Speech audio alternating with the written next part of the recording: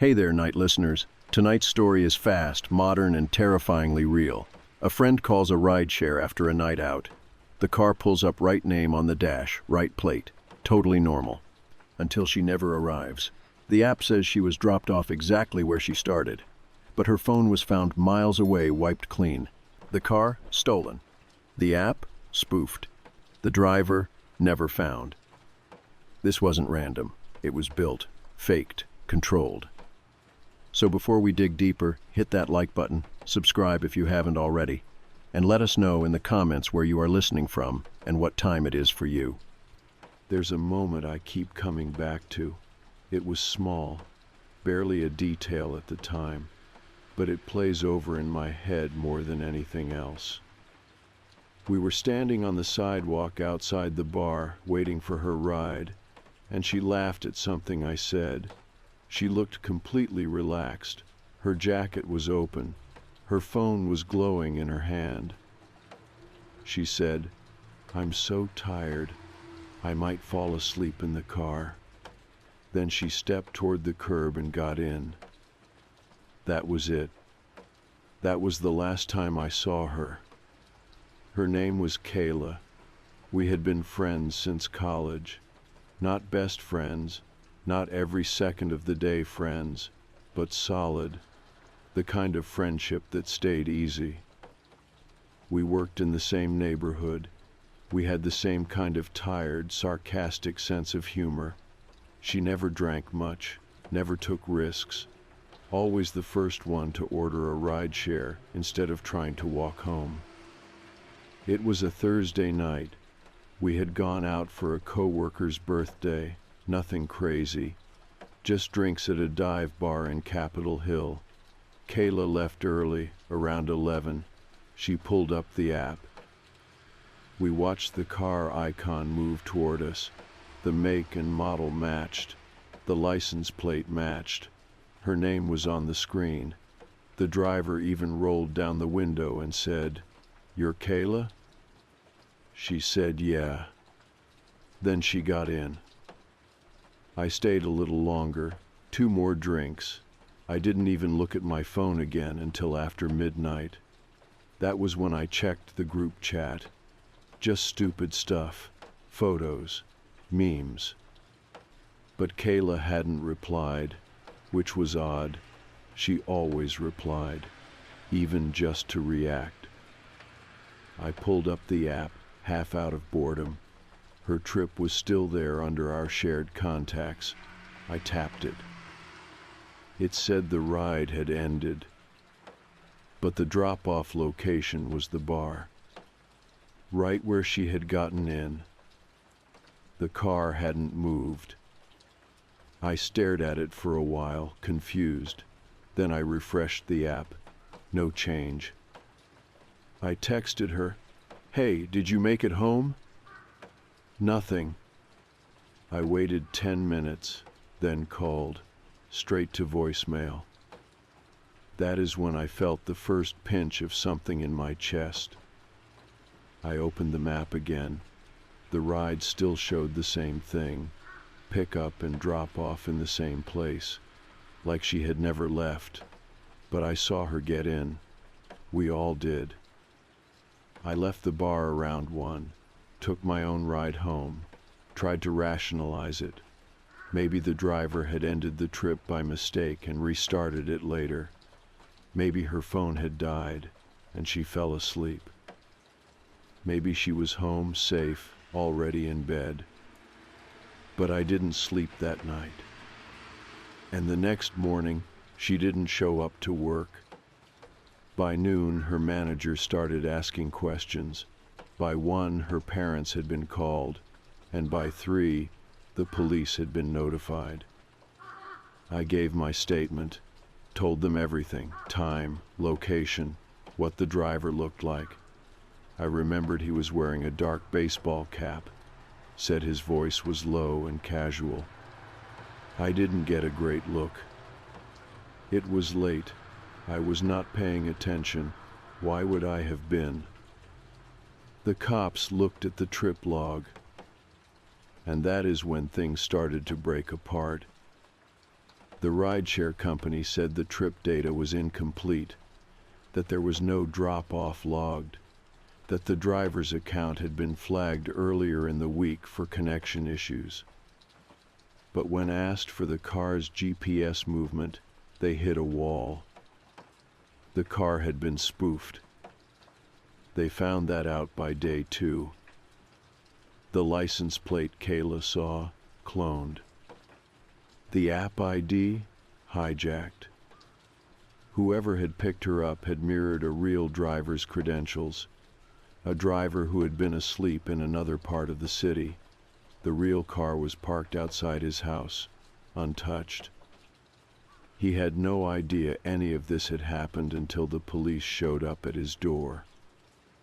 The car Kayla got into was never located. Not on traffic cams. Not on neighborhood security. Like it had slipped through cracks no one knew existed. Her phone was found on the 3rd day, 6 miles away, in a storm drain behind an abandoned warehouse near the waterfront. It had been wiped. Not just reset, wiped. No photos, no texts, no app data, not even a SIM card left inside. It looked brand new. The only thing they recovered was the serial number. Still hers. Still Kayla's. The search expanded after that. Dive teams, canine units, flyers, news segments. Her photo was everywhere. The one of her laughing with her eyes half closed. I remember thinking how strange it was, seeing that face frozen in time, printed on paper, taped to windows and power poles and bus stops. I went back to the bar a week later. Just stood outside and stared at the spot where the car had been. I could still see it in my head, the headlights, the sticker in the window, her walking away from me and getting in, the door closing. Gone. People started coming up with theories. Wrong place, wrong time. Human trafficking. Stalker using burner accounts. But none of it lined up. Because this wasn't messy, it wasn't opportunistic. It was too smooth. Too careful. Whoever did this didn't improvise. They planned. They watched. They waited. They knew how to bypass GPS logs. They knew how to clone a license plate. They knew how to mirror an app interface well enough to fool someone who used it every day. And they knew how to erase a person's digital life completely. Kayla didn't just vanish. She was deleted. By the end of the first week, I stopped expecting her to come back. Not because I had given up, not because I wanted to, but because everything I had been told started adding up to one simple, awful conclusion. Whoever took Kayla had planned it. And people who plan usually know how to hide what they have done. At first, the investigation felt like it was moving. The police brought in cybercrime specialists. They subpoenaed the rideshare company. We heard words like spoofing and shadow app. The news picked it up. There were online forums speculating, people trying to link her case to others, to anything. But then things slowed down. By week 2, the detectives stopped calling as often. The press moved on. The company quietly updated its policies, but made no public statements. And I was left sitting in my flat, checking her social media like a fool, even though I knew it would never update again. I kept thinking about the route she was supposed to take. From the bar to her apartment was 15 minutes, tops, that was it. A straight shot through 3 main roads, then a turn-off onto her street. Lit, familiar, busy even late at night. And yet, her phone ended up 6 miles in the other direction. That made no sense. The trip log said the ride ended where it started. The app showed her getting in and then, seconds later, being dropped off at the same place. No travel time, no route history. Just ended. Like a closed window. I went to the police with that. I told them it didn't make sense. How could a trip show no movement, and still she was gone? They told me quietly that whoever pulled this off didn't just clone a ride. They built a fake one. A false trip inside a real-looking app. A screen that said, "Kayla, your ride has arrived," and showed her name and face and pickup point. But none of it had been real, just a shell. I asked how that was even possible. The detective said one sentence I'll never forget. Whoever did this knew the platform better than we do. That was when it hit me. This wasn't random.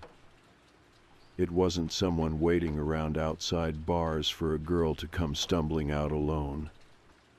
It was targeted.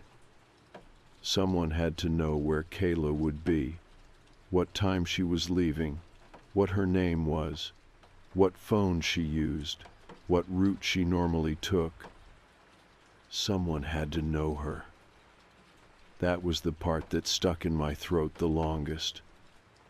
Because if it wasn't random, that meant the danger wasn't out there, floating in the unknown. It meant it was closer.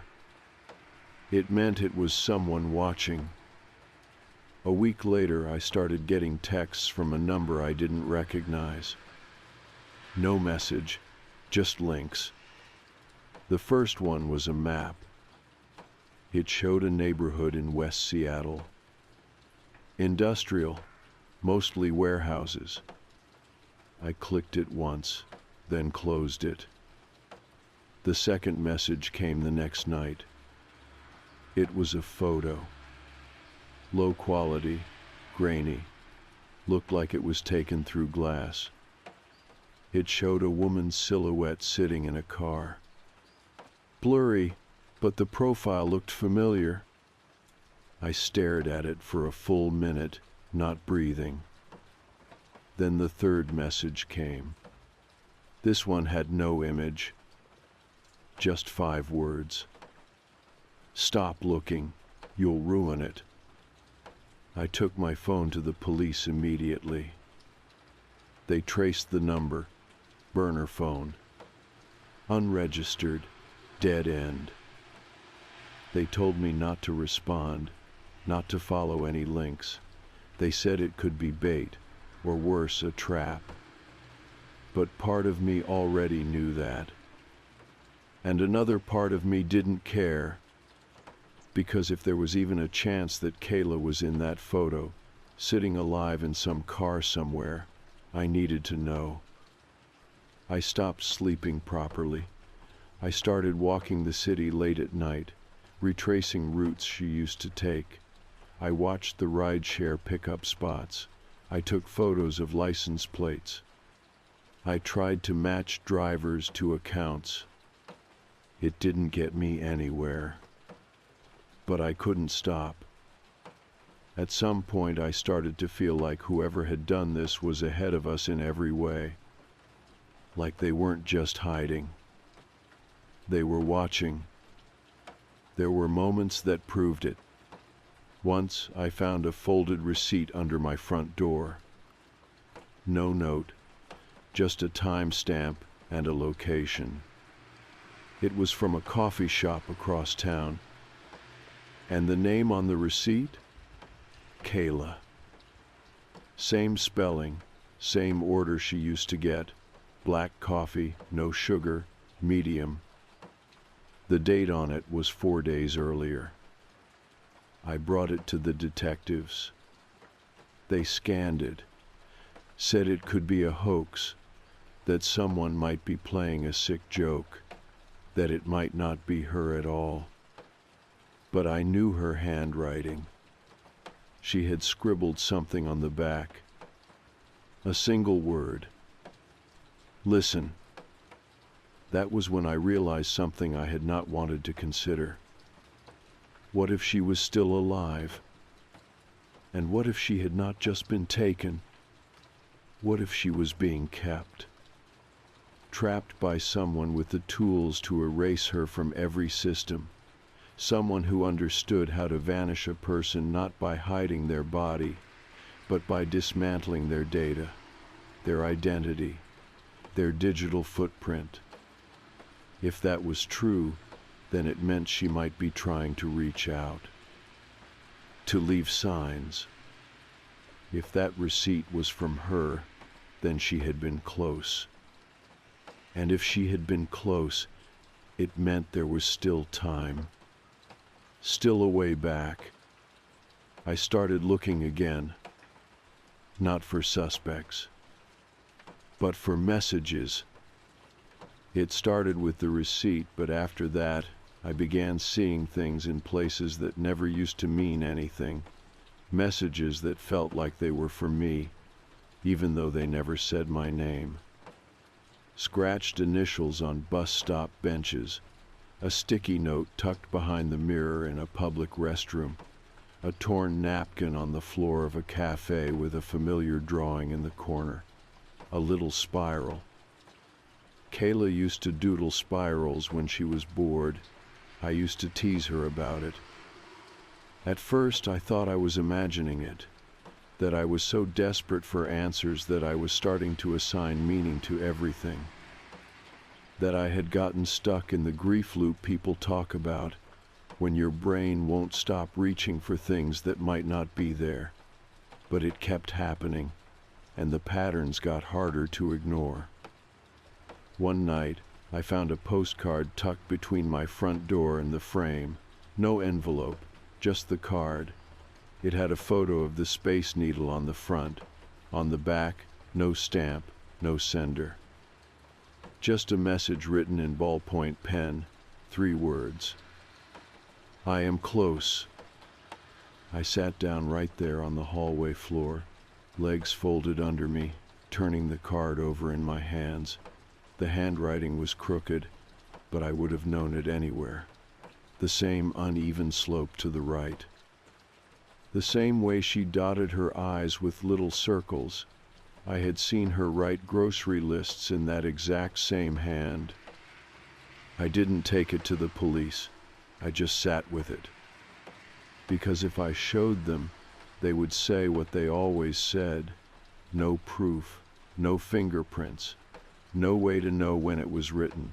Could be fake, could be bait, and maybe it was, but it felt real. More real than anything else had in weeks. That night, I did something I probably shouldn't have. I opened up a burner account on a message board known for tracking missing persons and deep web chatter. I posted anonymously, just a few lines, asking if anyone else in Seattle had seen something similar. Clues, hints, anyone who had experienced a ride that felt off. I didn't give names, just asked questions. I got a few replies from trolls, useless garbage, then one that stood out. It said, "I know what you mean. It's not just your friend." That was it. I asked for more, but the user never responded again. But it stuck with me. The phrasing, not your friend, just your friend. Like Kayla wasn't the only one. I started digging deeper into the reports, old missing persons cases from the last few years in the area. I found one from late the year before. A man in his 20s who vanished after ordering a rideshare from a concert venue. No footage of him getting into the car, but his phone was found miles away, wiped clean. The rideshare record said he had canceled. His friends said he got in the car. Another case, a college student. Her trip started and ended at the same point. The company said it was a GPS error. Her roommate said she never came back. And those were just the ones with reports, the ones with families who went public. I wondered how many others were out there, just folded into the noise of the city. The people who slipped through without setting off alarms, people who didn't have friends watching the apps, who didn't have their stories pieced together afterward. I started mapping them, printing out a map of Seattle and pinning every case I could find. Kayla, the others, even a few international stories with similar patterns. Rides that started and ended in the same place. Phones found with no data. Digital footprints scrubbed. There was no clear pattern at first. The pins scattered. But then I noticed something. A cluster near the industrial district, the same area where Kayla's phone was found. Not close enough to overlap, but close enough to form a ring, a loose shape, a zone.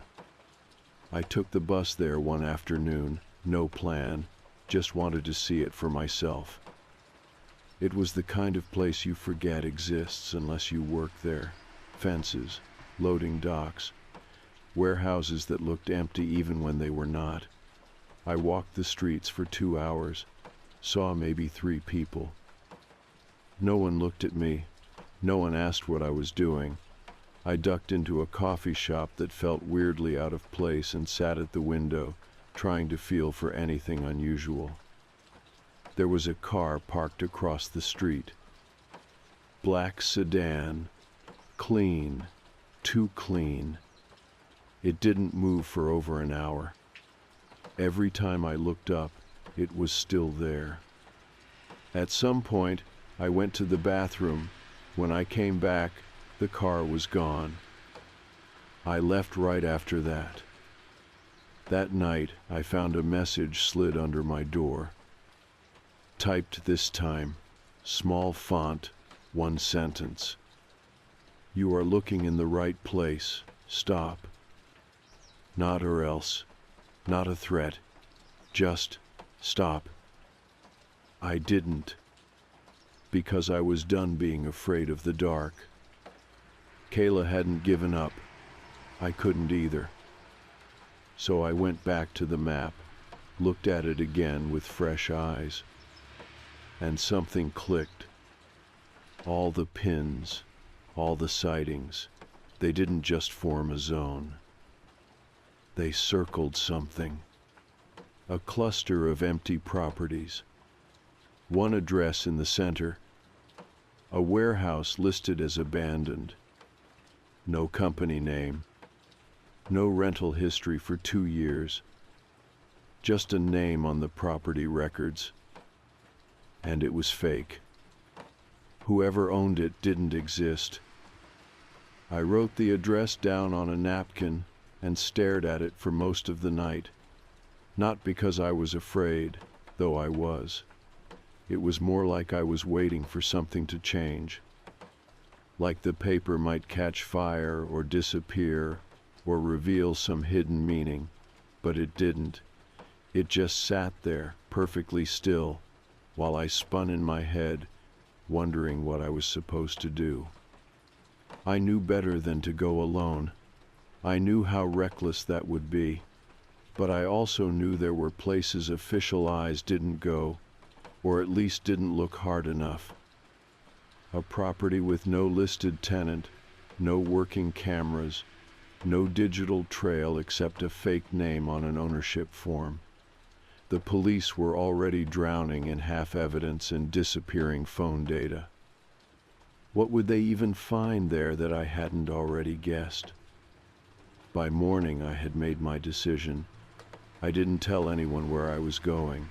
I didn't write a note, just took the bus toward the industrial zone and walked the last few blocks. The place looked exactly how I pictured it. One long, low building tucked behind a chain-link fence, the kind with barbed wire at the top, but no real gate. The front door was locked, of course, but the side door wasn't. Just a simple handle. I pulled once and it opened without a sound. Inside it was cold and still. The air smelled like dust and something faintly chemical. Not enough to make me gag, just enough to sting the inside of my nose. The light from outside didn't make it far. I pulled out the small torch I had brought and flicked it on. It cut a soft yellow cone through the dark. Not much, but enough to see the path in front of me. The floor was bare concrete. The walls lined with old shelving units and crates that looked like they had not been touched in years. It could have been any abandoned building. Could have been storage. Could have been nothing. But then I saw the chair. It was set near the center of the room, not pushed up against anything, not facing a desk or a screen or a workbench, just sitting there, clean, newer than everything else around it. A white metal frame with padded arms and a leather seat. Next to it was a small table, fold out, plastic. And on it, a phone. Her phone. Not the one they had found in the storm drain. This one was identical, but I knew it wasn't the same. I recognized the little sticker on the case, a cartoon sun with tired eyes. She used to stick those on everything in college. We joked that they looked like they hadn't slept in days. I touched the phone gently. It was warm, recently used. There was a buzzing in my ears, not literal sound, just pressure. The kind you get when your body knows something before your mind catches up. I kept going. Behind the far wall, I found another door, heavier, steel. No lock I could see, just a keypad. I stood there for a long time staring at it. I don't know what I thought would happen. That I would hear a noise behind it, that the keypad would light up on its own, that something would move. None of that happened. But then I saw the post-it note. It was curled slightly at the edge and stuck just below the keypad. On it was a 6-letter word, printed in the same handwriting as the postcard. Spiral. I stared at it for a long time. I didn't touch the door. I couldn't. My chest was tight. My fingers were numb. I felt like I had walked into the middle of someone else's plan, and I was too late to stop it, but too early to understand what came next. I backed away, step by step, careful not to touch anything else. And then I left. I walked back through the building, past the chair, past the phone, past the crates, out the same door I came in. I didn't run. I didn't even look behind me. Just walked until I could see other people, buildings, movement, cars. I called the police from a gas station a block away. I told them everything, the chair, the phone, the note, the keypad door. I gave them the address, the fake name on the property records. I told them I was willing to come in and make a full statement. They showed up fast. The entire building was surrounded in under 30 minutes. I stayed nearby, outside the tape, watching. 2 detectives spoke to me. They wrote down everything I said. They thanked me. Then they went inside. I waited, pacing, watching the front, watching the windows. They came back out after about an hour. One of them walked over to me, hands in his coat, face unreadable. He said, "There's nothing there." I stared at him. I said, "What do you mean, nothing?" He said, "Empty. The place is empty. Dust, old equipment, nothing current, No sign of anyone living or working there. I asked about the phone. He said they found one. It was clean. No data. Factory reset. I asked about the chair. He said there was no chair. No white frame, no padded arms, no plastic table. Just an empty floor. I asked if they checked behind the steel door. He said there was no door like that. I looked at him and realized he wasn't lying. They didn't find what I saw. It wasn't there anymore. It had been cleared. Quickly, quietly, like it had never been there at all. They cleared it. That is the thought that would not leave my head. Not maybe I was wrong, or maybe I imagined it, because I didn't. I was there. I saw the chair. I touched the phone. I stood in front of the door. It was real. The plastic table was real. The sticky note was real. And now it was all gone. They cleared it. I walked home that night in a daze, phone in my hand, staring down at the screen without seeing it. I must have replayed the conversation with the detective 100 times in my head, word for word. He had looked calm, not dismissive, not suspicious, but too calm. Like he had already made peace with what he was about to tell me. Like he knew what I had seen, and also knew I would never see it again. I did not sleep. I laid in bed staring at the ceiling, then rolled over and stared at the wall. I kept seeing that chair in the center of the room. It wasn't a regular chair. It had a kind of medical look to it, clean, wipeable surfaces. Too clinical for an empty warehouse, like it had been brought in for a reason, and I had not checked under it. I hadn't even thought to. What if something was taped underneath? What if there had been blood? My mind kept spinning out in all directions, all the things I missed, all the moments I hesitated, and how much of it might have mattered. By sunrise, I had convinced myself that if Kayla was still out there, I had to be done waiting for help. So I went back to the message board. I reopened the old burner account and posted an update. I said I had found something, that I had been to a location and seen things that later disappeared. I didn't give the address, but I hinted. I said it was near the waterfront, near the freight line. I said if anyone else had been tracking similar cases, I wanted to talk. I expected silence. Instead, I got a reply 2 hours later. It said, "Check your mailbox." That made me freeze, because whoever sent it knew exactly who I was and where I lived. I waited half the day before going to check. I stared at the slot on my door, heart pounding, telling myself I would find nothing, that it would be a joke. But there it was, a small padded envelope. No return label, no postage, just my first name written in lowercase letters across the front. I took it inside, locked the door, and sat on the floor before opening it. Inside was a flash drive and a photo. The photo showed a whiteboard covered in dates, notes, names I did not recognize.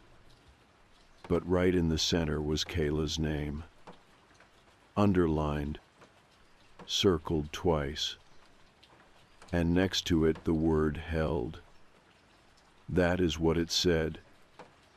Held. Like she was not just missing, not just gone, but kept. I plugged the flash drive into an old laptop I barely used anymore. It took a while to load. At first I thought it was blank, Then a single file appeared, a folder called Loop. Inside were time-stamped video clips. Only a few seconds each, grainy, infrared. They showed what looked like the inside of a small room. One wall visible, a mattress on the floor, a steel toilet in the corner, the same frame every time, just different angles of movement. Someone pacing, sitting, lying down. And in one clip just 2 seconds long I saw her. Kayla. She was sitting against the far wall, knees pulled to her chest, her head down. The video was silent, but it was her. I paused it, I zoomed in, I stared at her face until my eyes burned. Her hair was longer, she looked thinner, but it was her, alive. I played it again, and again, until the laptop overheated and shut down. I didn't take it to the police. I know how that sounds. I know it was evidence. But it also felt like bait, a warning.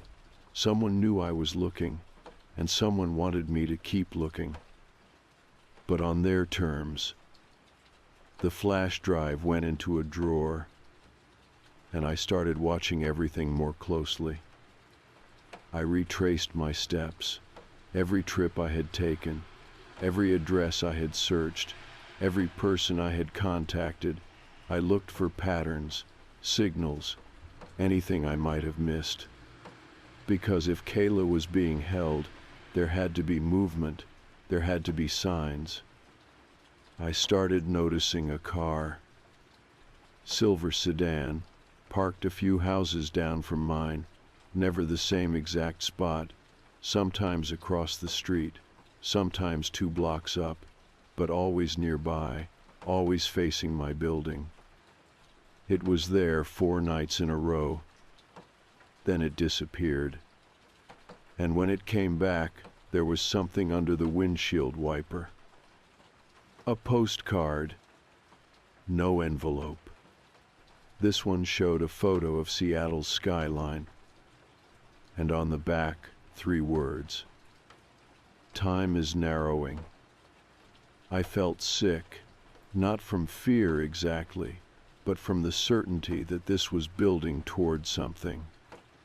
That whatever system they had, whatever network or pattern or plan was in place, I had walked deep enough into it that turning back was no longer possible. And Kayla was still out there, still being held, which meant I had no choice but to keep going, even if it led to the same place she went. I made peace with the idea that no one was going to save her but me. That is not hero talk. It is not some fantasy about justice or rescue. It is just what happens when enough people shrug, when the system spins its wheels, and when you are the only one who keeps waking up to the same name, echoing through your head. Kayla. I could not stop saying it, out loud, in my sleep, in my mind when everything else was quiet. Kayla. The postcard that said, "Time is narrowing," had been left under the windshield wiper of a car parked near my flat. That was 3 days ago. Since then, nothing. No messages, no updates. The message board account I used had been deactivated. Not by me, just gone. I tried to reset it. It said the user never existed. I did not tell the police. By then, I knew what kind of game I was in. This was a story told in symbols and silence. If I wanted to see it through, I would have to follow the path on my own. The last lead I had was the flash drive, the videos. I had copied them to a hidden folder before the laptop overheated. I had watched every second of them over and over again. I mapped the dimensions of the room, compared the angles of the light, traced the lines on the wall. There was one pattern I had not noticed the first time. In the top corner of every clip, a code appeared for half a second. A combination of letters and numbers, the same in every video. At first I thought it was an ID tag, then I realized it was a coordinate. A real one. I typed it into a map program and zoomed in. It pointed to a location just outside the city, a utility building on the edge of a forest marked as inactive. No signage, no contact info, no business registered there. Just a simple rectangle off a gravel road. I packed a bag. I did not tell anyone. I left a note with the address taped to the inside of my closet, just in case. Then I took the train to the edge of town and walked the rest of the way. It was late afternoon by the time I arrived. The building looked abandoned, but not decayed. No broken windows, no graffiti, no signs of animals or squatters. Just stillness. I walked around the back and found a metal hatch half buried under leaves. It was locked, not with a padlock, with a keypad, just like the door in the warehouse. And there was a note taped to the side of it. Spiral. The same word from before. I typed it in. The light blinked green. The hatch clicked open. Inside was a narrow stairwell, damp and dark. I took out my torch and stepped in slowly. The stairs went down farther than I expected, at least 2 floors. The walls were concrete, lined with old wiring. No sound except the scuff of my shoes. At the bottom, a hallway, 2 doors. The first one was locked. The second opened into a small control room, monitors, a desk, no one inside. And on the wall, a screen playing the same video clips from the flash drive. Looping. I stepped closer. The image flickered. A new clip loaded. This time, it was live. The girl on the screen lifted her head. It was Kayla. She looked older, pale, but alert. Her eyes met the camera. Then she turned and pointed to something behind her. A wall. There was writing on it. 3 words. Behind the mirror. I ran. Back to the hallway. To the locked door.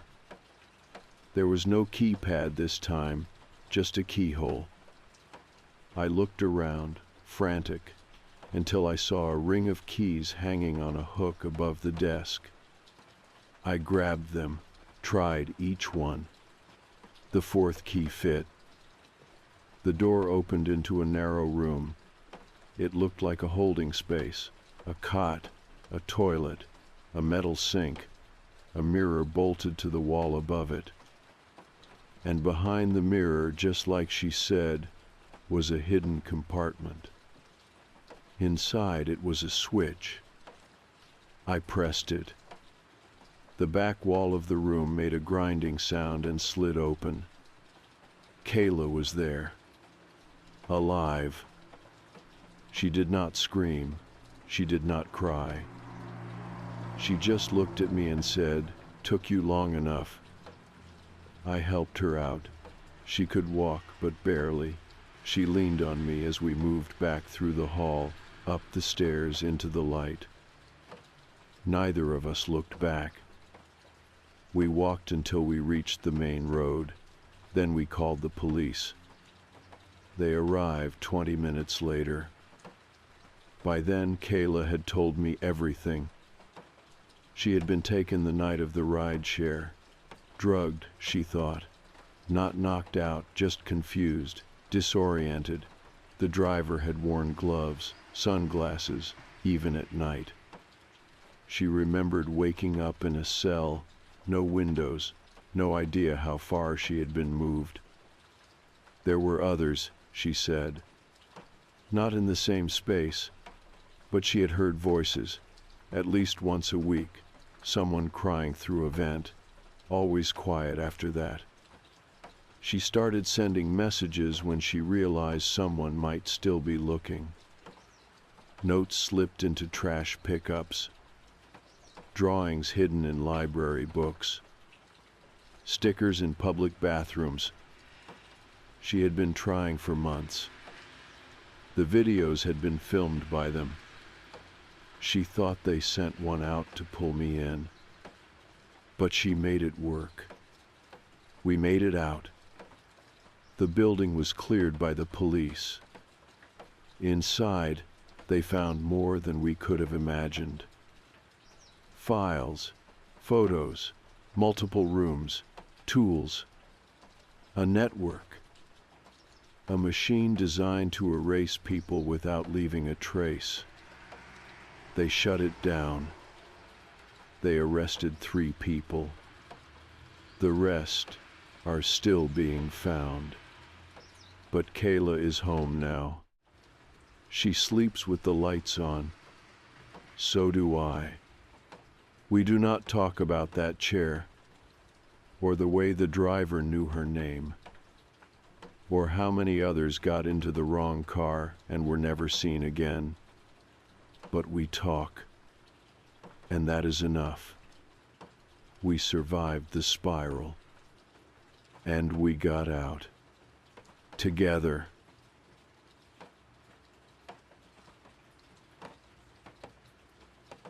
I first saw her on a Tuesday. It was early, probably 5:30 in the morning.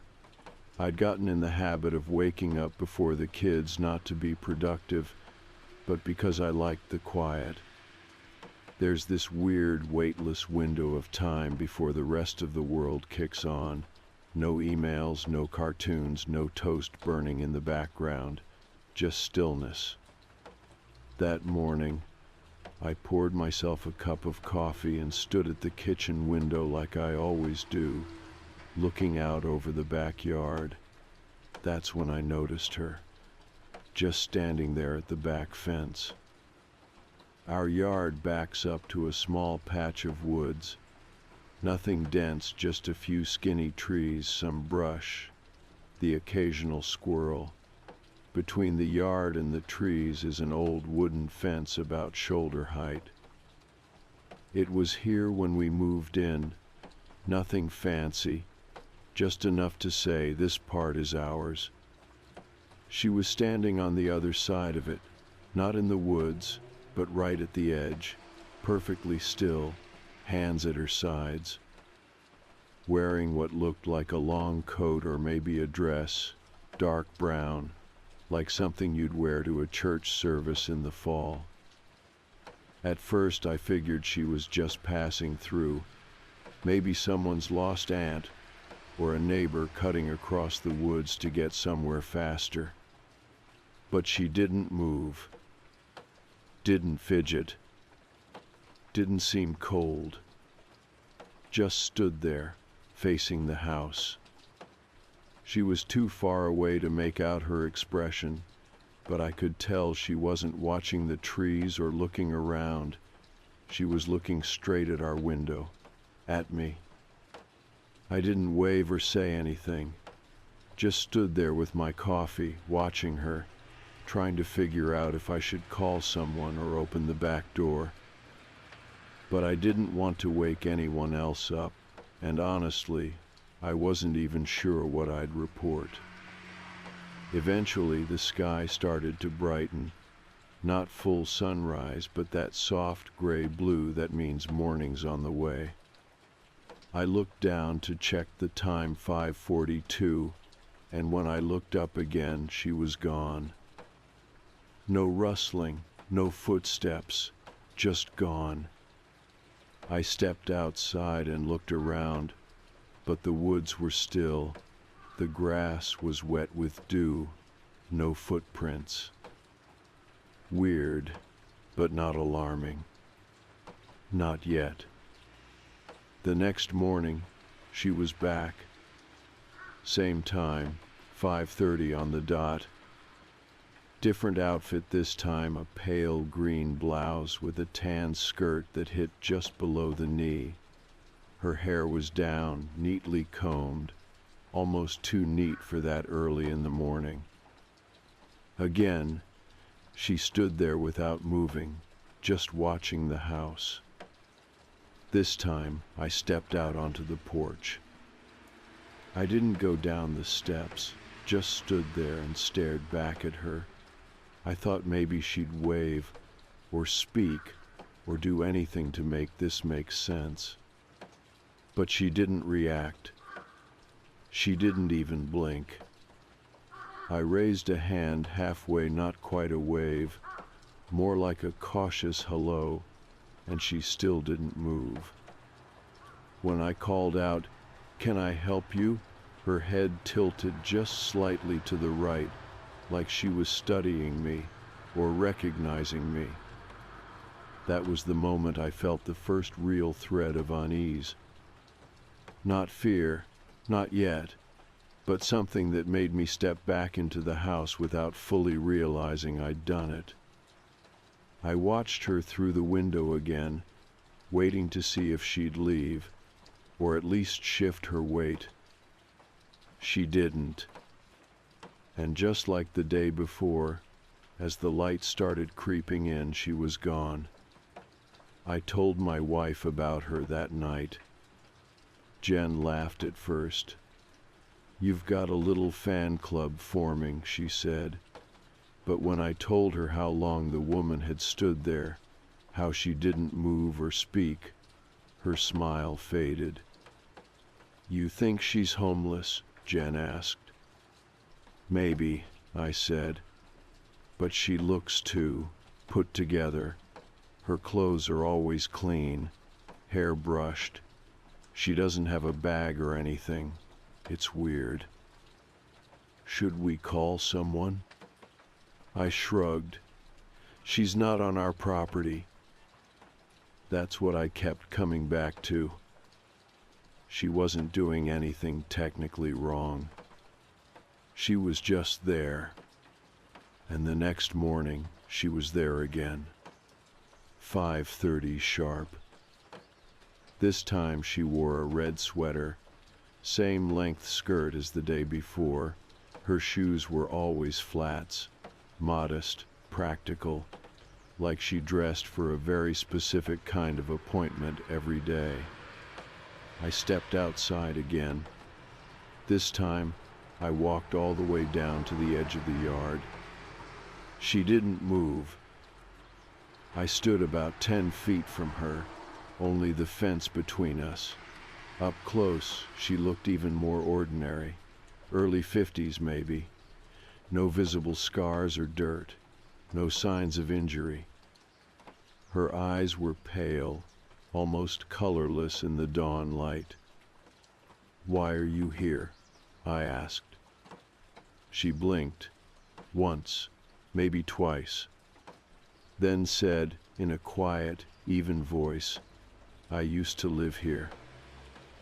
Her tone wasn't angry, wasn't sad, just matter of fact. I didn't know what to say. I waited, thinking she'd explain, tell me she grew up here, or that she was confused, but she didn't. She just said, "He said I could come back when I'm ready." I asked, "Who?" But she didn't answer. She turned her head slightly to the left, like she was listening to something deep in the woods, then back at me. And then, as the sky began to brighten, she turned and walked into the trees. No rush, no fear. Just left. That was the first time I felt afraid.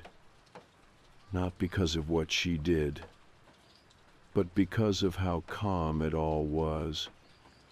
That kind of calm only comes from believing you belong somewhere.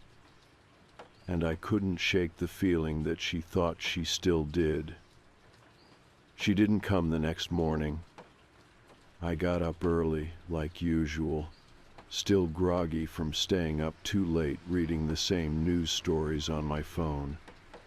I stood at the kitchen window with my coffee, watching the fence line. 5:30 came and went. Nothing. Just dew on the grass and the slow crawl of morning light through the trees. I waited longer than I'd like to admit. At 6, I stepped out onto the porch, half expecting to see her walk out from behind a tree like she'd been hiding there the whole time. But no. The yard was still. The woods were quiet. And I told myself I should be relieved. But I wasn't. All day, I couldn't stop thinking about her. Not in an obsessive way, at least not at first. Just a quiet itch at the back of my mind, like a riddle I hadn't solved. Who was she? What did she mean by he said, I could come back when I'm ready? I checked the county records online during nap time. Our house was built in the early 90s, 2 owners before us. A couple with no kids, and before that a family who'd been here since it was first constructed. Their name was Riddick. I didn't find any mention of a woman, no news articles, no obituaries, just sales records and mortgage info. That night, after we put the kids to bed, I brought it up to Jen again, told her what the woman had said. She told you she used to live here? She asked. Yeah, and that someone told her she could come back when she's ready. Jen frowned. That sounds like, I don't know, like something out of a movie. I nodded. She wasn't threatening. She was just there, like she belonged. We sat with that for a minute. You think she's confused? Jen asked. Maybe, or she thinks we're the ones in the wrong. Should we call the cops? She hasn't trespassed. We left it there, but I could tell Jen was worried now. Not just about the woman about me, the way I was talking, the way I couldn't let it go. The next morning, I woke up even earlier. 5:15. I didn't even make coffee. I just stood in the dark kitchen watching the yard. My eyes had adjusted to the gray light enough that I could see the tree line clearly. At 5:30, like clockwork, she was there. Same posture, same stillness, different clothes. This time it was a navy blue sweater with pearl buttons and a floral skirt. Her hands were folded in front of her, not at her sides like before. Her hair was pulled back. She looked neater somehow, more formal. I didn't go outside. I just stood behind the glass, hidden in the shadows, watching her. She didn't move, didn't blink. I checked the time again, 5:35, 5:40. She still hadn't moved. But I started to notice something. Her gaze wasn't just directed at the house anymore. It was angled upward, toward the second floor, toward the kids' window. That did something to me, something sharp. I pulled the curtains shut. I went upstairs and checked on them, both asleep, both safe. The room was quiet, nothing unusual. But when I came back down and looked outside again, she was gone. That's when I called the non-emergency police line. I told them there was a woman standing at our back fence every morning at the same time, that she wasn't threatening us, but she was watching, that she said something strange about having lived here. The officer on the phone sounded tired, polite, but detached. He said unless she stepped onto our property or made some kind of verbal threat, there wasn't much they could do. If you can get a photo or video of her, that might help, he added. But standing on the other side of a fence doesn't really qualify as harassment. That was that. I tried to explain it to Jen that night. She was looking at the kid's window. Jen's face tightened. "Are you sure?" She wasn't looking at me. I know what I saw. She didn't argue, but she didn't say much after that either. Just nodded and started picking up toys from the living room floor like it was any other night. But the next morning, she woke up with me. She stood beside me at the window, both of us wrapped in our robes, silent. At 5:30, the woman was there again. Different outfit, white blouse, pale gray skirt, same flats. This time, she was holding something. A piece of paper.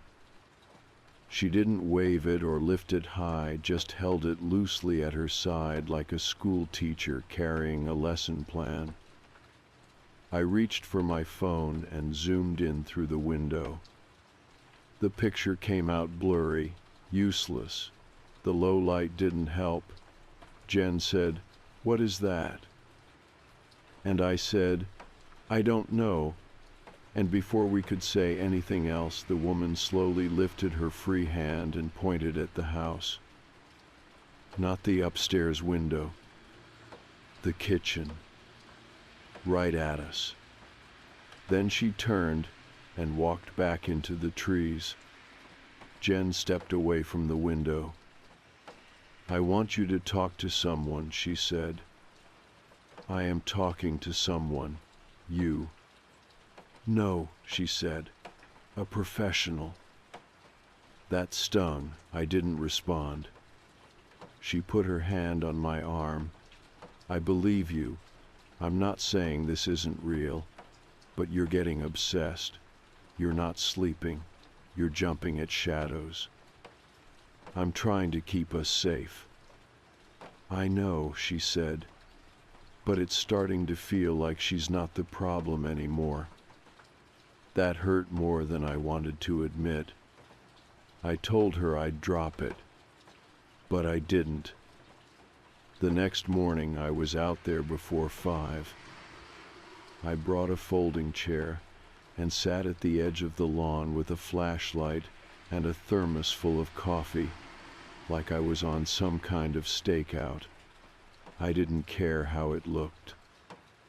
I wanted to be close enough to see her face clearly, to ask her why. At 5:29 I felt it.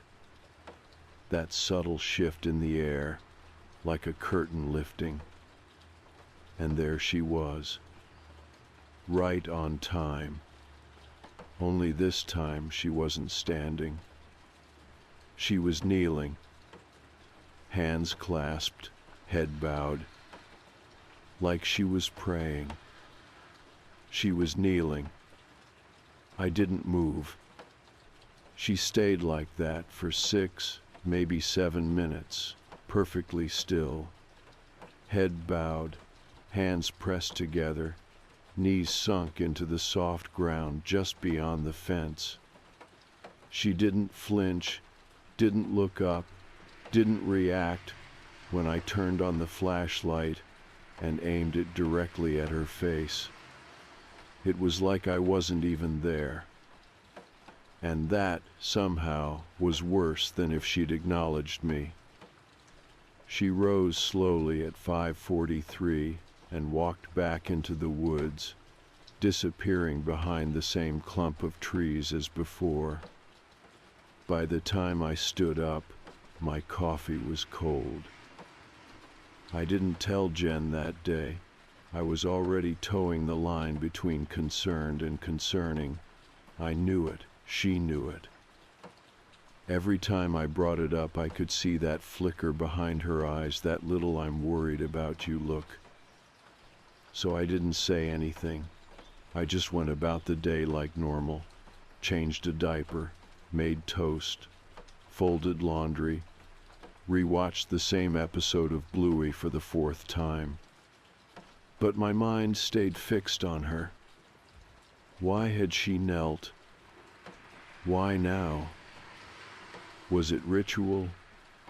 Was it a signal? The next morning, I was back out there, before 5 again. Folding chair, thermos, flashlight.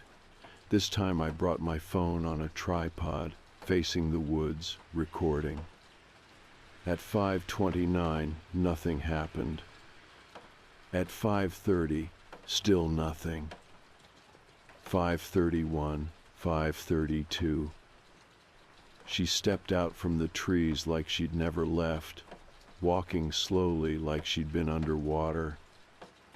Different outfit again. Light blue dress with tiny white buttons.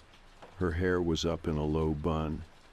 She didn't kneel this time, just stood with her hands at her sides. But she was closer. A step or two, maybe. Not much. But I knew. I felt it. I turned the flashlight on and aimed it toward her again, and this time I saw her face clearly. It wasn't blank. Not expressionless. She looked sad. Not weeping, not dramatic. Just this quiet, heavy sadness that settled into her features like it had always been there. And then she smiled. Barely. Just the corners of her mouth tugging up like a memory she didn't trust. Then she lifted her hand. Not waving. Pointing. Upstairs again. At the kid's window. I stood. "What do you want?" I asked.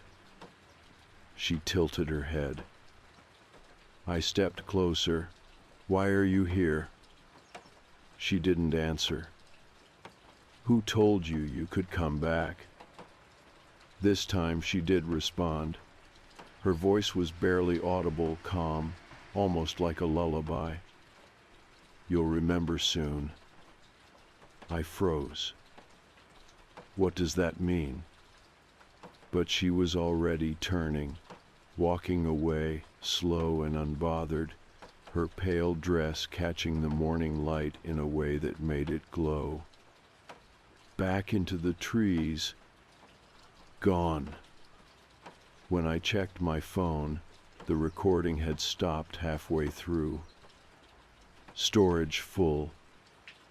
Even though I'd cleared it the night before. I deleted everything, cleared the cache, emptied the trash, reset the camera app. The space wouldn't free up. I ran a factory reset. Still said, storage full. The video was gone. But the space it occupied stayed. That day, I couldn't stop checking the windows. Every reflective surface made me jump. A flash of movement across the lawn, a bird in the brush, a neighbor walking their dog. It all felt too loud, too fast. Like the world was spinning just a little harder around me than it was for everyone else. That night, Jen found me sitting at the kitchen table with the lights off, just staring into the backyard. "You're doing it again," she said gently. I saw her face today. Jen sighed and pulled out a chair. "Do you think maybe she's part of your past? Something you've forgotten?" I looked at her. "Why would you say that?" She hesitated. "You keep saying things like it's personal, like she's here for you." She is. She pointed at the kid's window. She told me I'd remember. Jen was quiet for a moment. Do you remember what happened the year before we moved here? I blinked. What? Do you remember what happened in May the year before we moved? I opened my mouth, but nothing came out. I couldn't remember. Not clearly. Just flashes, boxes, a hospital, a quiet room with a window that didn't open. But those were dreams. They felt like dreams. Jen touched my hand. You got help. You're okay now. But maybe something's getting stirred up again. She's real. I believe that you believe that. No, Jen, she's real. Okay, she said. Not agreeing, not disagreeing. Just trying to keep the peace. She went to bed not long after. I stayed downstairs. I pulled out every photo album we had, every storage bin, every moving box from the garage. I dug through them until my hands were covered in dust and old paper cuts. Looking for what? I didn't know. Something, anything, a clue, a name. And then I found it. In a manila envelope at the bottom of a box labeled Old Mail. An envelope addressed to me from a rehab center 3 counties over. I didn't remember going there. But it had my name, my signature, a discharge date, exactly 1 year before we moved into this house. Inside was a thank you note. Not from the center, from someone named L. Written in shaky blue pen. I hope this place gives you peace. You deserve it more than I do. I'll wait as long as it takes. No last name. No return address. Just L. I stared at it until the sun started to rise. I looked out the window. She was already there. She was there when the sun came up. Same place, same stillness. But everything felt different now. I stood at the window, envelope in one hand, coffee forgotten on the counter behind me. I didn't wake Jen. I didn't move. I just stared out at her and tried to line her up with the words on the paper in my hand. I'll wait as long as it takes. That was what the note said. And now here she was. Had she waited? I tried to remember, really remember anything about someone named L, but nothing came. No face, no moment, just that constant sense of almost, like a song you can hum but not name. The woman stood like she always did, hands folded, posture straight, eyes fixed on the house. She wore a pale yellow sweater today, tucked into a brown skirt with pleats. Her shoes were the same, always the same, and her hair was down again. It looked familiar. I stepped away from the window and pulled the curtain closed.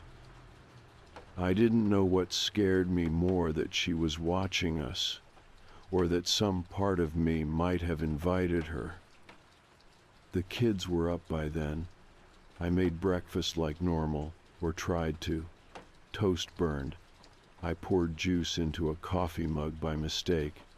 Jen noticed, but didn't say anything. She watched me from across the kitchen, waiting to see if I'd bring it up. I didn't. After breakfast, I went out to the garage and found an old trail camera we'd bought back when we thought we were going to become one of those hiking families. I mounted it in the tree closest to the back fence and angled it down. Motion activated.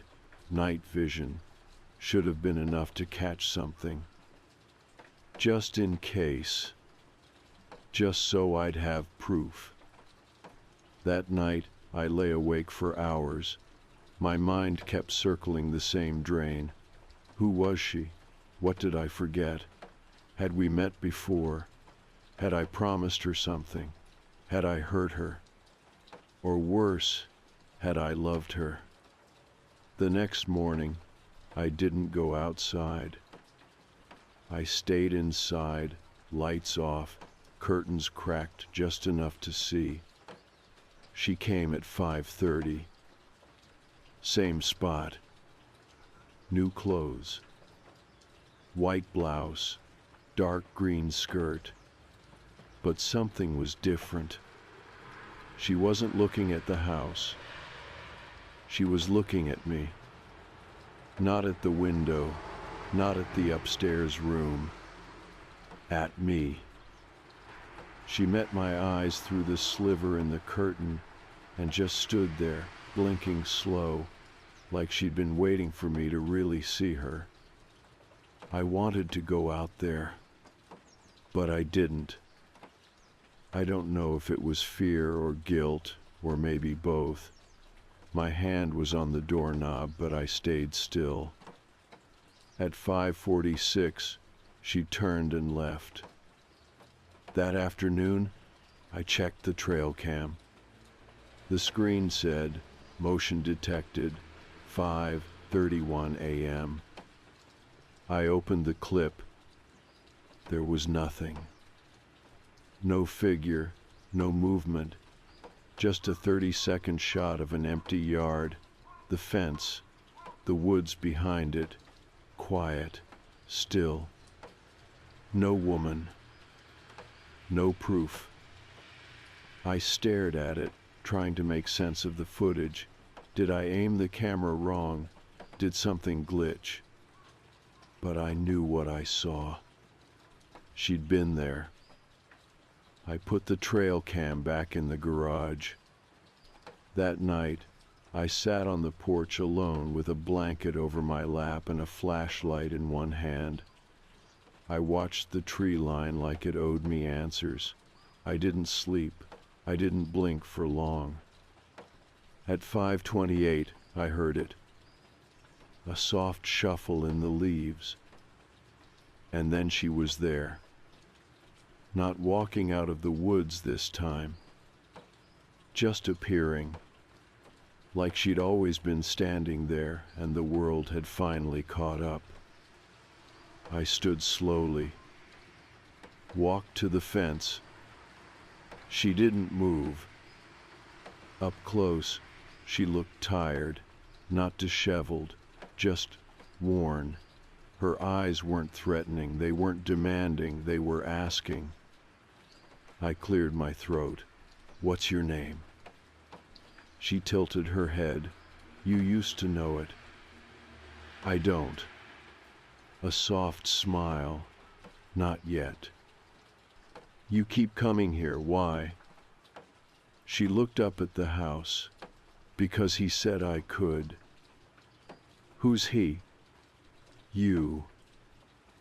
I swallowed. I never said that. You did, a long time ago. I took a step back. My voice was shaking now. You can't be here. I know. She looked down at her hands, but I don't have anywhere else to be. We stood like that for a while. She never crossed the fence. And eventually, like always, she turned and walked into the woods. Jen was waiting in the doorway when I came back in. She didn't say anything. She just pulled me into a hug and held on longer than usual. The next day, I made an appointment. A therapist. Someone new. Someone who wouldn't start the conversation with how long has it been since your last visit.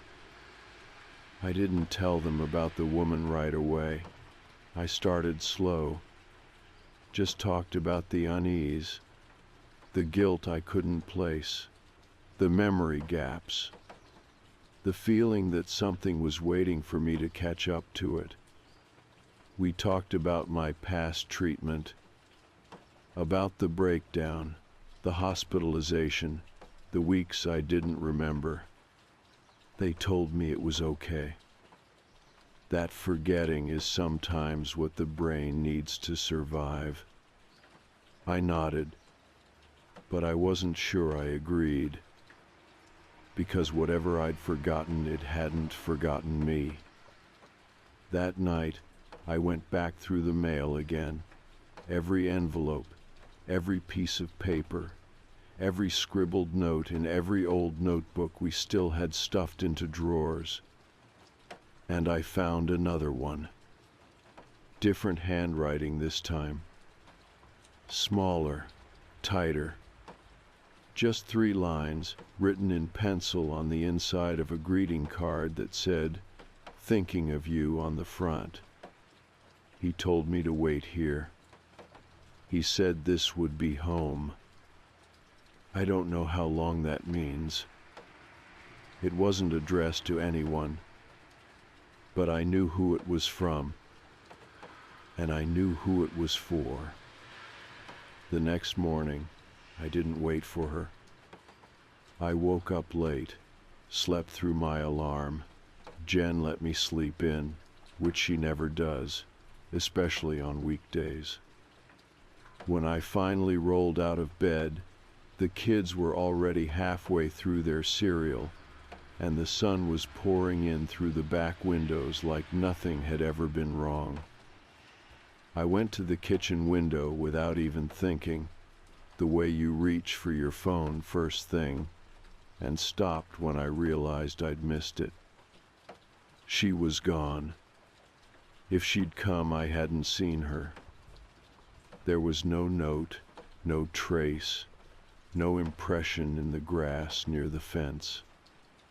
Just an empty yard and the distant sound of a lawnmower from 2 houses down. But that didn't bring relief. It brought something else. A hollow, buzzing weight in my chest. Like I'd forgotten to show up for something I didn't know I agreed to.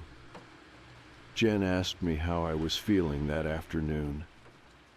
We were standing in the garage, the door open, kids riding scooters in lazy loops down the driveway.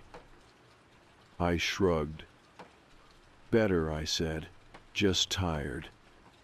She handed me a folded sheet of paper. "I found this in the laundry room. It was tucked behind the dryer." I opened it carefully. Notebook paper, lined, torn at the edge, same tight handwriting as the card. This one was longer. He said not to knock, said the house was fragile now, said they wouldn't understand yet.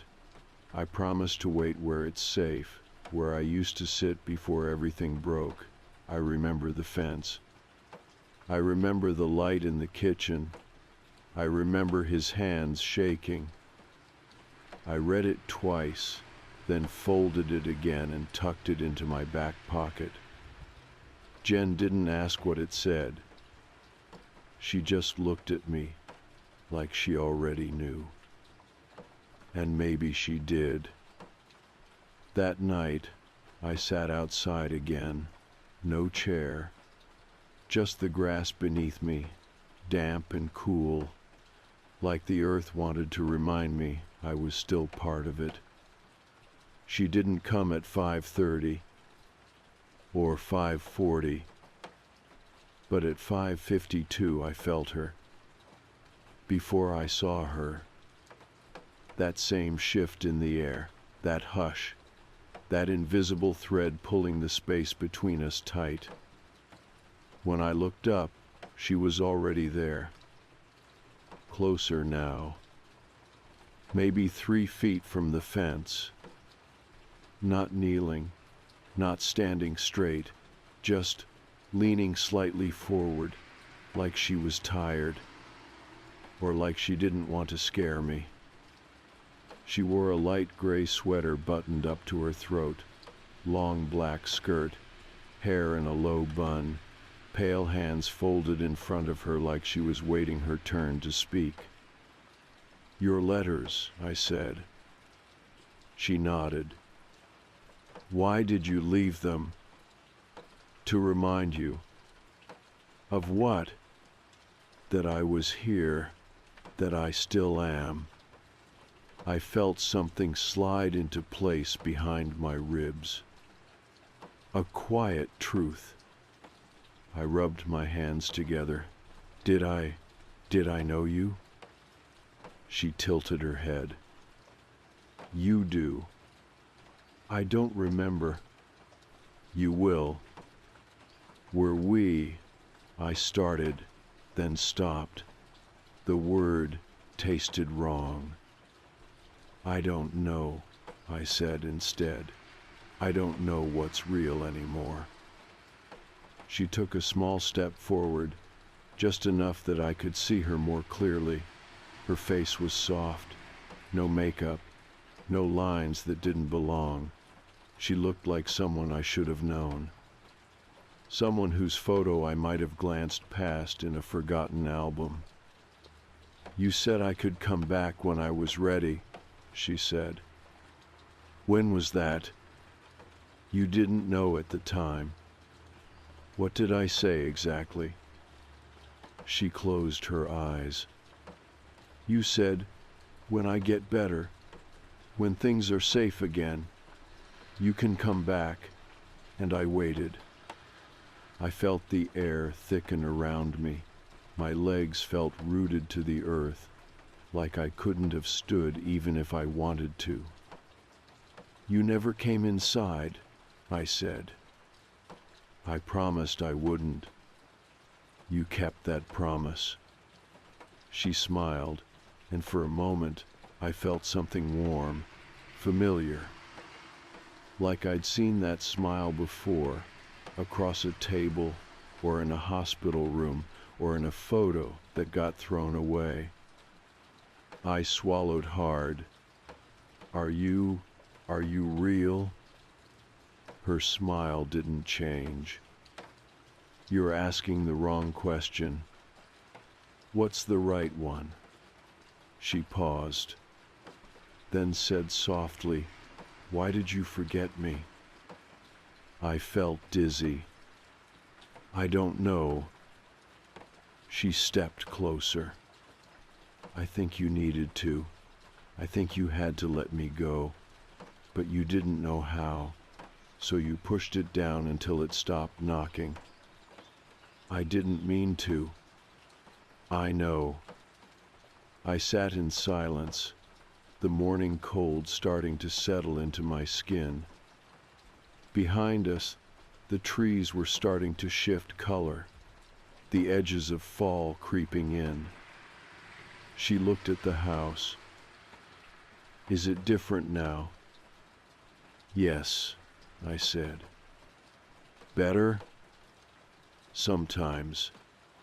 She nodded. "I'm sorry I scared you." "You didn't," I said. But we both knew that wasn't true. "You're not coming back again, are you?" I asked. "No." "Because I remember now."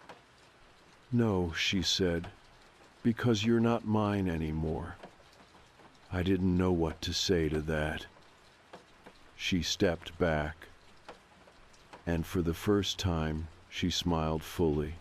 No sadness, no questions, just a quiet goodbye that didn't need to be spoken. Then she turned and walked into the woods, and this time I didn't feel afraid, because I knew she wasn't lost. She was done waiting. I sat in the grass until the sun came up. When Jen came outside with a blanket draped over her arm and 2 mugs in her hands, I looked up at her and felt something I hadn't felt in a long time. Here, present, unburied. I took the coffee. She sat next to me. Neither of us said anything. We didn't need to. Inside my pocket, the letter stayed folded, still warm. And for the first time, it didn't feel like a secret. She didn't come back after that morning. I watched for her, of course. The first few days, I still got up early, still sat in the kitchen with the lights off, watching the tree line like I always did. But the fence stayed empty. The woods were still, and a strange thing started to happen. I missed her. Not in a literal way. I wasn't longing for her to return, or for the things she said, or the eerie quiet that came with her presence. I missed the weight of her, the tension, the way her presence had pointed me toward something I didn't want to face until I had no choice. Now that she was gone, there was nothing between me and the truth. And it was quiet. Too quiet at first. For a few days, I wandered the house like I was waiting for something to snap back into place. Jen kept her distance, gently. She didn't press. She just stayed nearby, bringing me coffee, checking in with her eyes more than her words. I think she knew I was finally facing something I'd kept buried long enough to forget I'd buried it. I kept that letter, the one I found behind the dryer, in my pocket for a while. Then I moved it to a drawer in the hallway, then to a small box in the closet. I wasn't hiding it. I just didn't need it to be close anymore. The memories didn't come all at once. They never do. But little things began to surface. The sound of a voice I couldn't place. A small silver necklace knotted in the bottom of an old toiletries bag. A memory of a hospital room that wasn't mine, but felt familiar. Someone crying softly while I stared out the window. Someone telling me I needed time, that I needed space. The grief came later. Not sharp and loud, like I thought it might. Just slow, like water through a cracked ceiling. A steady drip of realization, of acceptance. She was someone I'd known. Someone I'd loved. I didn't need the details to feel the loss. The absence was enough. Jen was the one who finally said it out loud, a few weeks later, when the kids were with her parents and we were sitting out back in the early evening. The sun was low, casting long shadows across the grass. I was staring at the fence just out of habit, and she said, her name was Lila. I didn't say anything at first. She continued, it was a long time ago, before me. You were both very young. You told me about her once, during your recovery. When we first met, you said she was the reason you got better, but also the reason it got so bad. I looked over at her. She wasn't dangerous, Jen added quickly, not in the way people usually mean. She was unstable, not well, but she loved you, and you loved her. My throat felt tight. What happened to her? Jen hesitated. She left, voluntarily, checked herself into long-term care. You said you told her to come back when she was ready, that you'd wait, but when she got out, you were already with me. I nodded slowly. Something in my chest pulled tight, then let go. You didn't remember any of it, Jen said. Not until now. I think I needed to forget. I think you had to. We sat in silence for a while. I looked at the fence again, not with fear, not with expectation, just with a kind of reverence, like you'd look at the edge of a page before turning it. "I didn't want to hurt her," I said. "I know. I thought I was doing the right thing." "You were." The crickets started chirping as the sky darkened. "I kept seeing her," I whispered. "I believe you." It felt so real. Jen took my hand. Maybe it was. I've thought about that moment a lot in the time since. Whether Lila was really there, or if she was something my mind conjured to finally make me remember. I've read about that trauma taking shape, manifesting, giving your memory something it can look at until you're ready to let it back in. But the truth is, I don't need a definitive answer. Because whatever she was, hallucination or haunting, memory or ghost, she helped me heal. She stood at that fence every morning because part of me still owed her something. Not an apology, not a second chance, just recognition. The kind that comes from finally saying, "I remember." I haven't seen her since that last day. But I still think about her sometimes. When the wind moves through the trees just right, when the kids run through the backyard and their laughter echoes in the woods, when I wake up early and find myself looking out the window before the sun rises. I don't expect her to come back. She doesn't need to. The promise was kept. Not in the way either of us imagined, but still. We both waited. And in the end, we both remembered. There's peace in that. Now, our home feels whole again, not in some magical way, just settled, balanced, as if a room that had always been locked quietly opened itself and let in some air. I think healing is like that. Not loud, not immediate. Just small changes in direction. The fence is still there. I haven't fixed it or painted it or changed it in any way. Sometimes I leave a light on in the kitchen overnight, and when I wake up in the morning and glance outside, I can almost believe I see her there. Not as a threat, not as a question, just as someone who came back one last time, and then moved on, like I did, like I had to.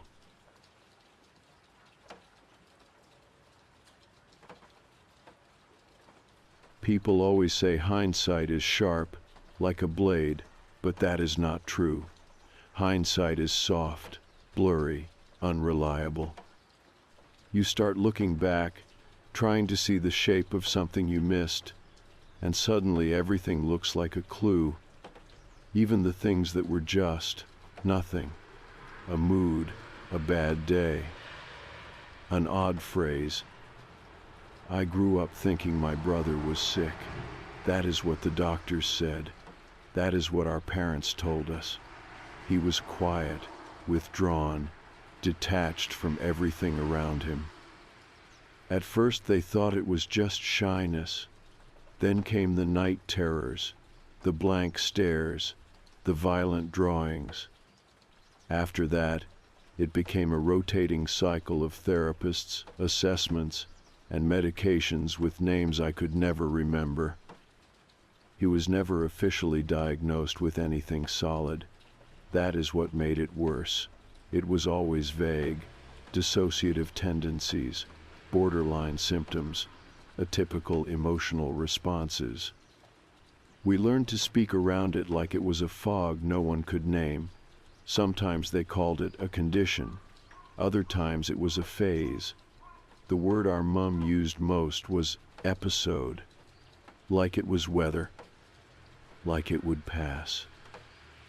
We lived in a narrow old house in a village outside Leeds. Nothing dramatic, just a two-story brick with creaky stairs and low ceilings. I remember how cold the floorboards always felt in winter. My brother's room was at the top of the stairs, across from mine. He kept the door closed, always. It was not locked, just closed. But even as a kid, I never wanted to open it.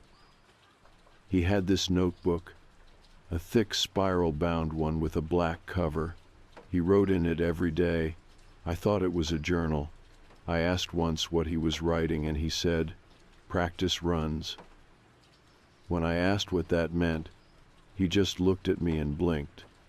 Not like he was confused, more like he didn't understand why I would ask. I was 12 when I first looked inside it. I had come home early from school, and he was out for a therapy session. The notebook was sitting on his desk. It felt wrong to touch it, but I did. I flipped through the pages expecting poetry or strange ramblings. It wasn't like that.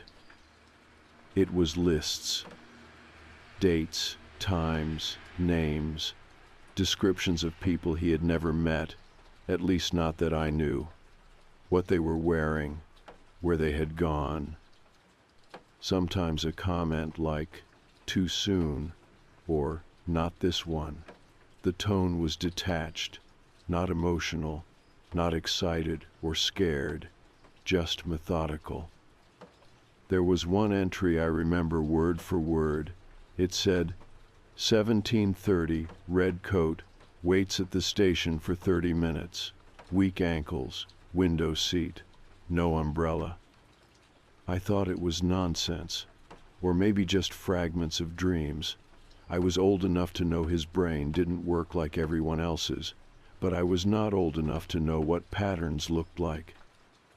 He never got violent, if that is what you're wondering. Not in the way people expect. No yelling, no throwing things. He never hit me, never hit our parents. But there was something cold about him. Something so still it made you nervous. If he was in the room, it changed the way you sat, the way you breathed. The doctors said he lacked emotional mirroring. That was the phrase they used, which meant if you cried in front of him, he didn't react. If you laughed, he didn't smile. It wasn't rudeness. It was just emptiness. After a while, they stopped sending him away. He had aged out of most programs. Nothing had worked. Our parents set up a sort of routine for him. He stayed home, went for walks, read constantly, filled notebooks. Then last year, a woman disappeared. Her name was Lydia. She lived 4 streets over, late 20s, teacher. She was walking home from the pub one Friday and never arrived. The whole town was shaken. It was the kind of place where people leave doors unlocked and wave at each other from their cars.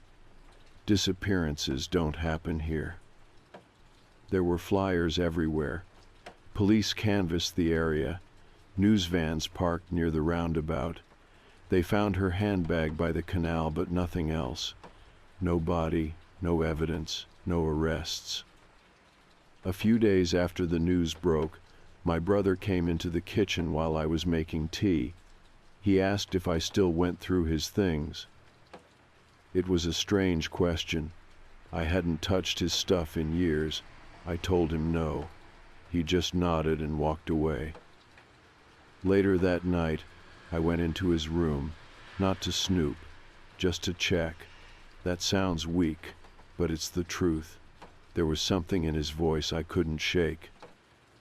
The notebook was still there, a newer one now, different color, but same handwriting. I flipped through the first few pages and froze.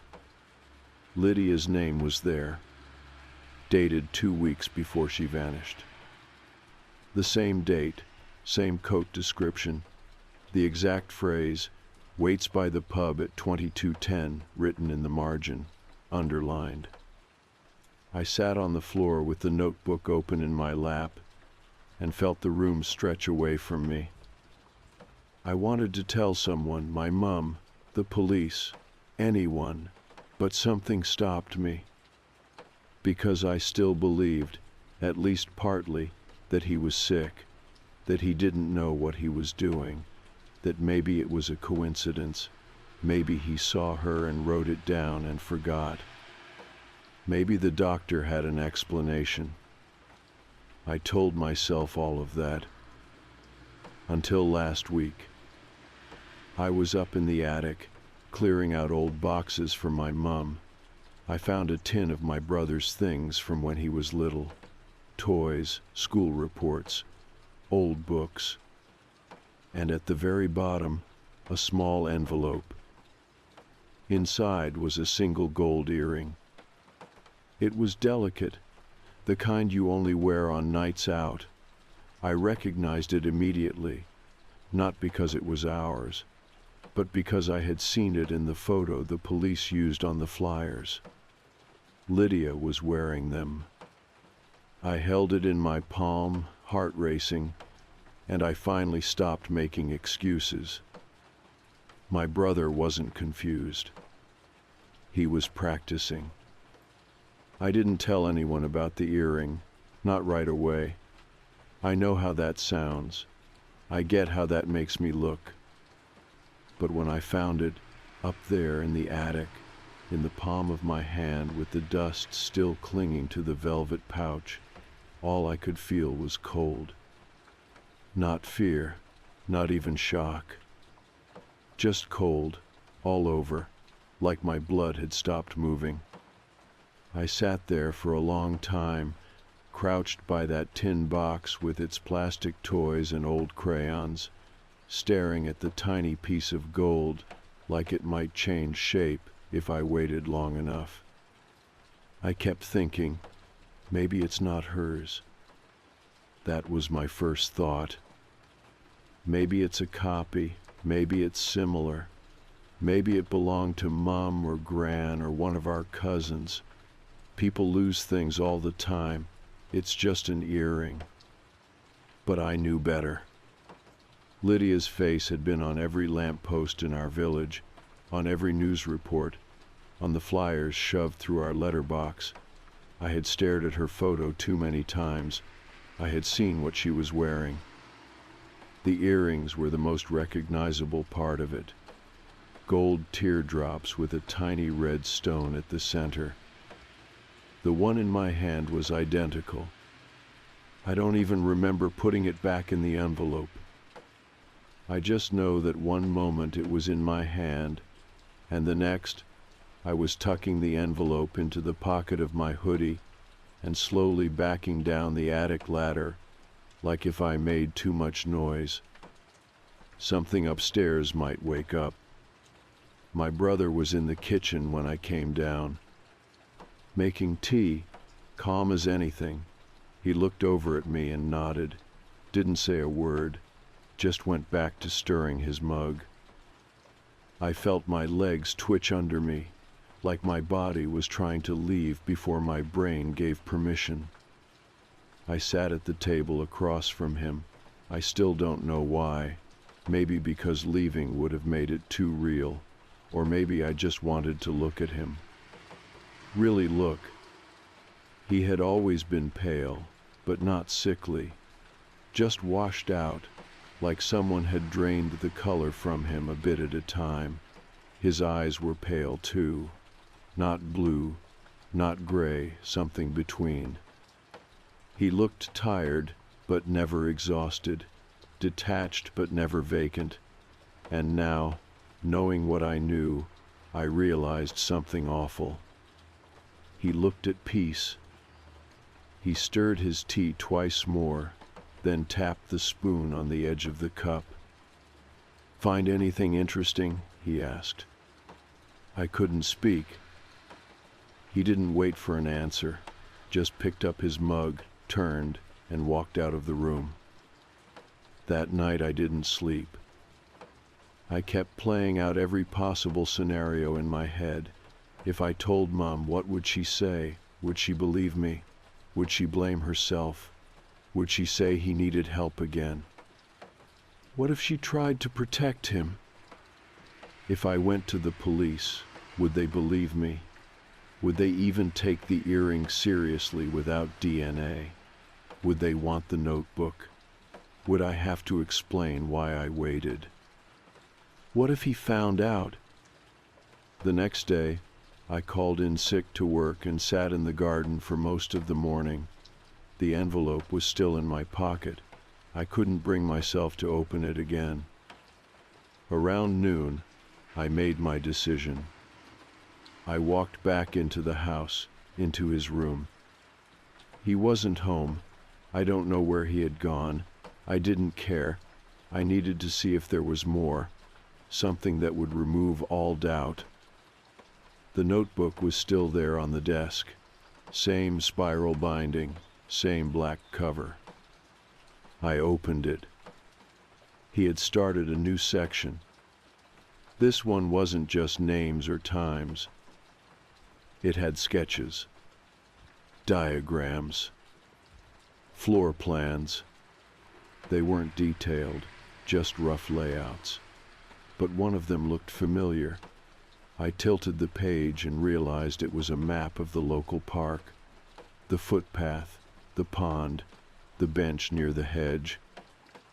He had marked a path with a red pen. Next to it, in his neat, almost mechanical handwriting, was a note. Wednesday, blue jacket, dog route, back gate unlocked. I felt like I was reading someone else's thoughts, or like I had stepped into a room I was never meant to be in. There were more pages, one for each day, always the same structure: location, clothing, time, sometimes a sketch, sometimes a rating. Too visible, too loud, rain interfered, like he was scoring them, measuring success. And then I saw it, a name I recognized. My name.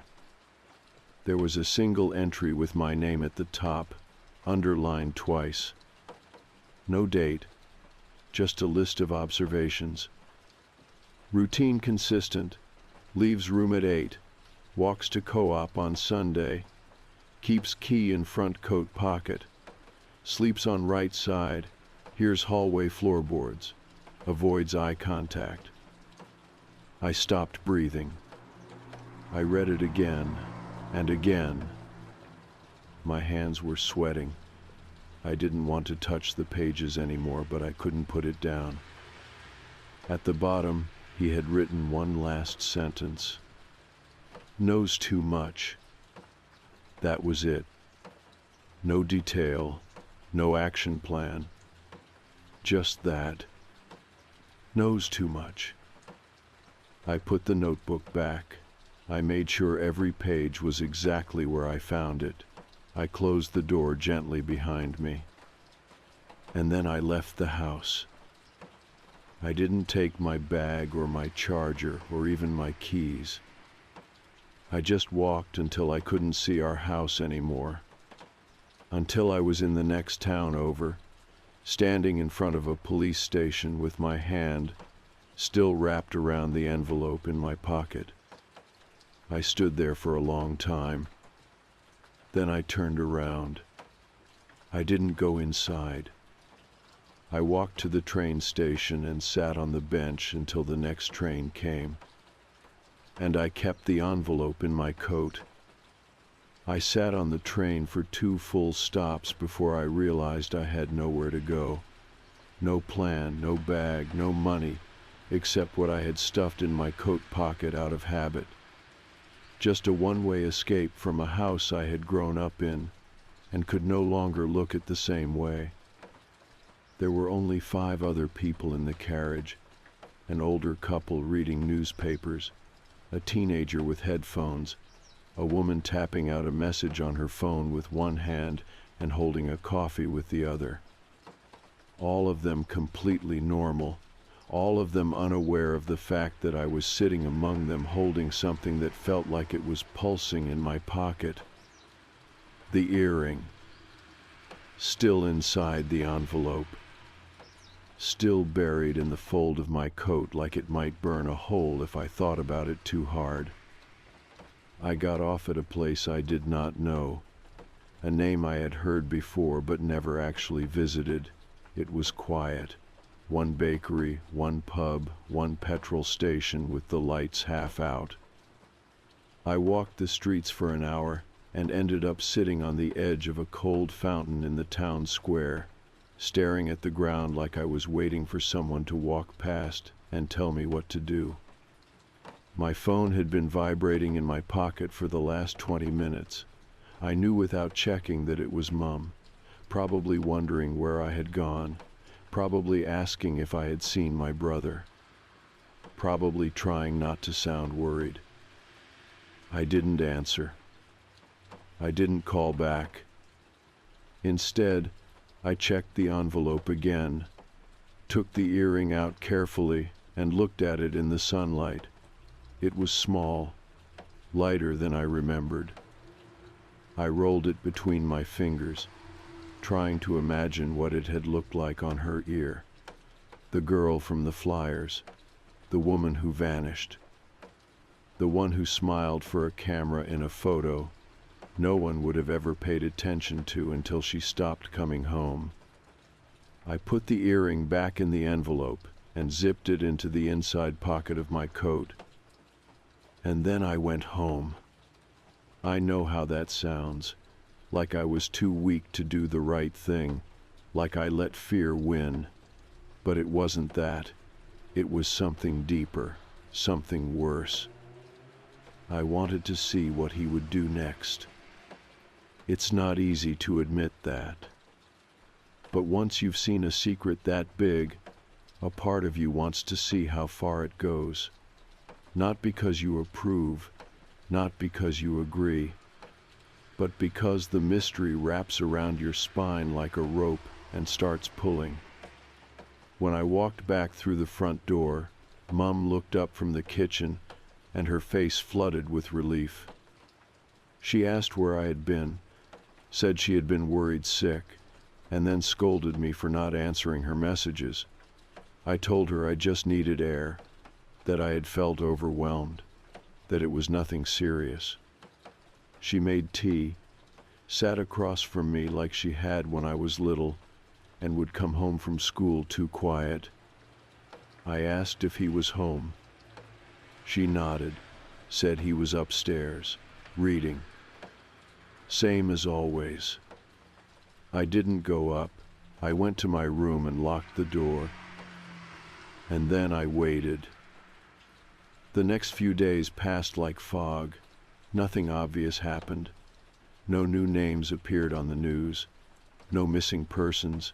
No police at the door. My brother didn't mention anything. Didn't ask if I had touched his notebook.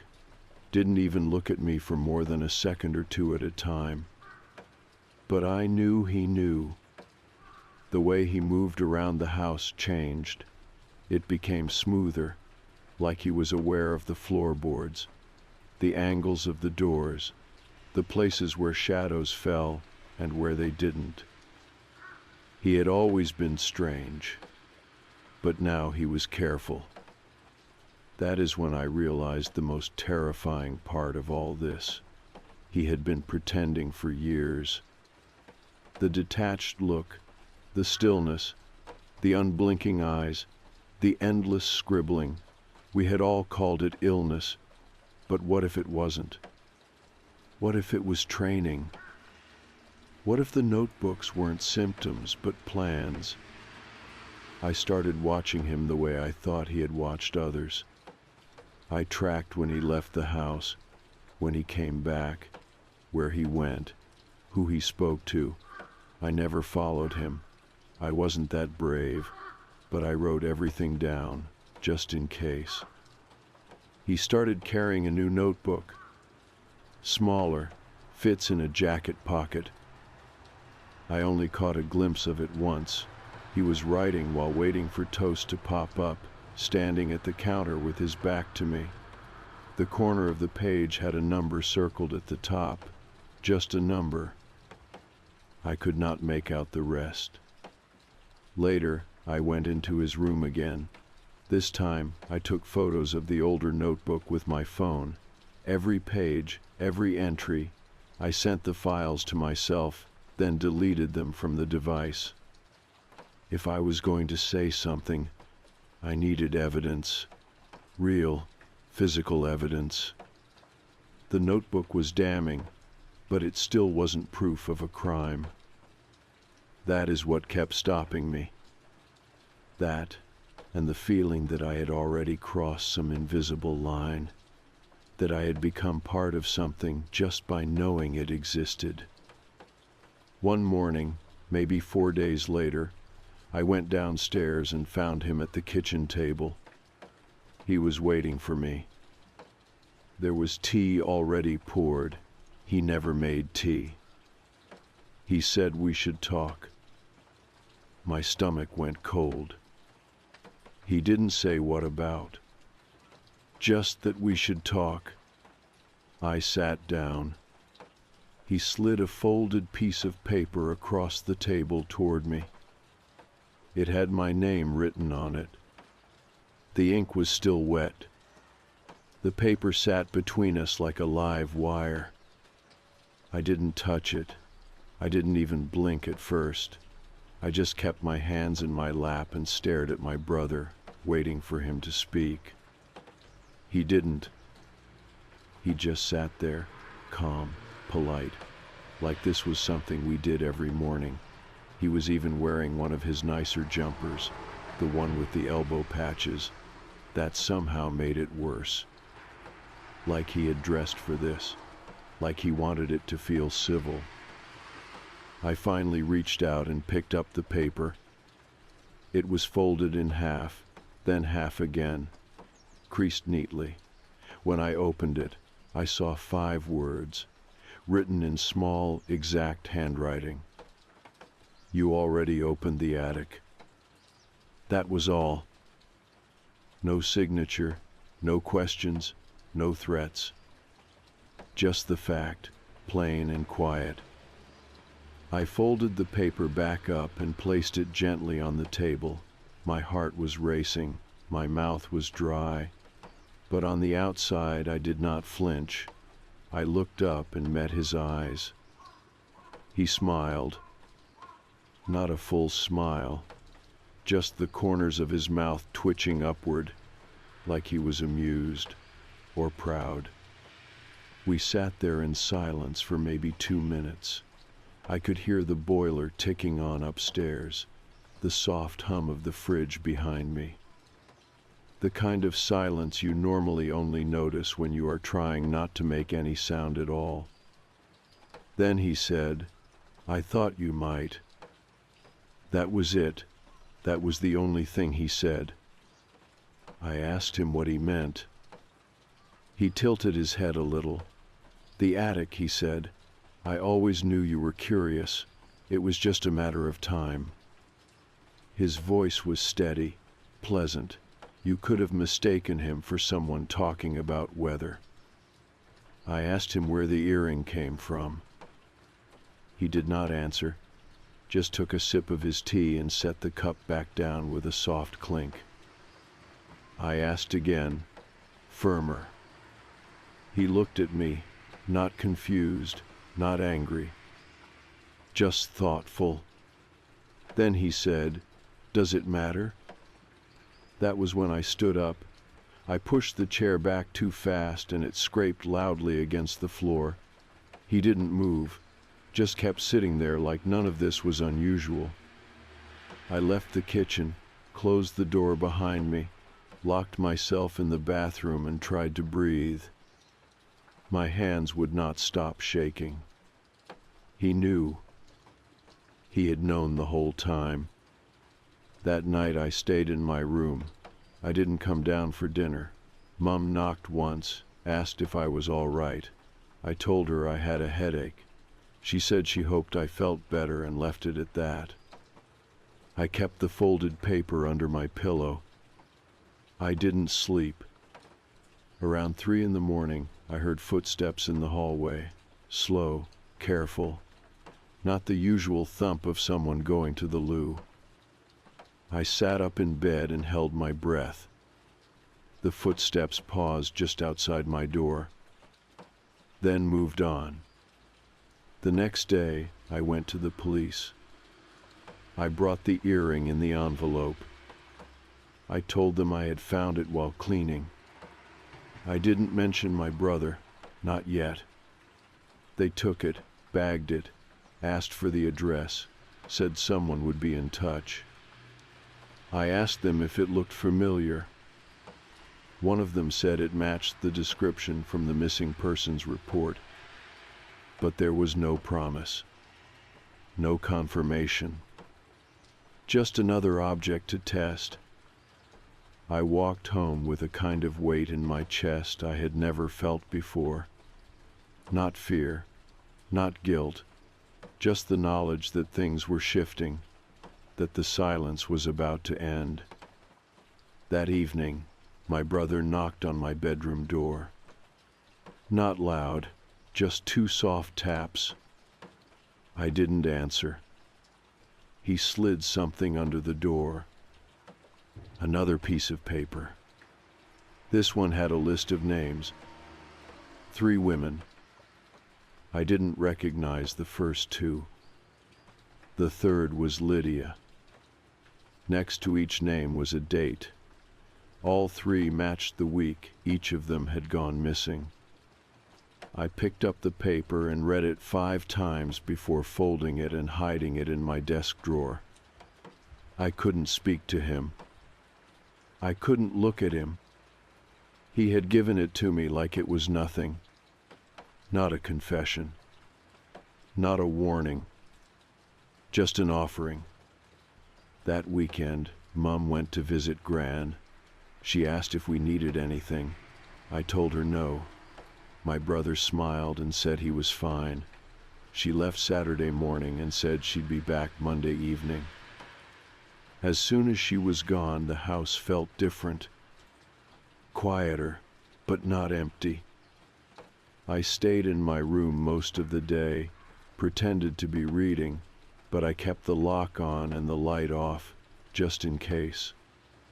Sometime around 7, I went to the kitchen for water. He was there, sitting at the table. Another cup of tea. Another list of names. I asked him what he wanted. He said to be understood. I asked him why he had written everything down. He said because someone needs to remember. I asked him if he felt bad. He said, "Do you?" I left the room, but the question stayed. Do I? I spent the night thinking about that, about what it meant to know and not act, to understand and still stay silent, to protect myself and no one else.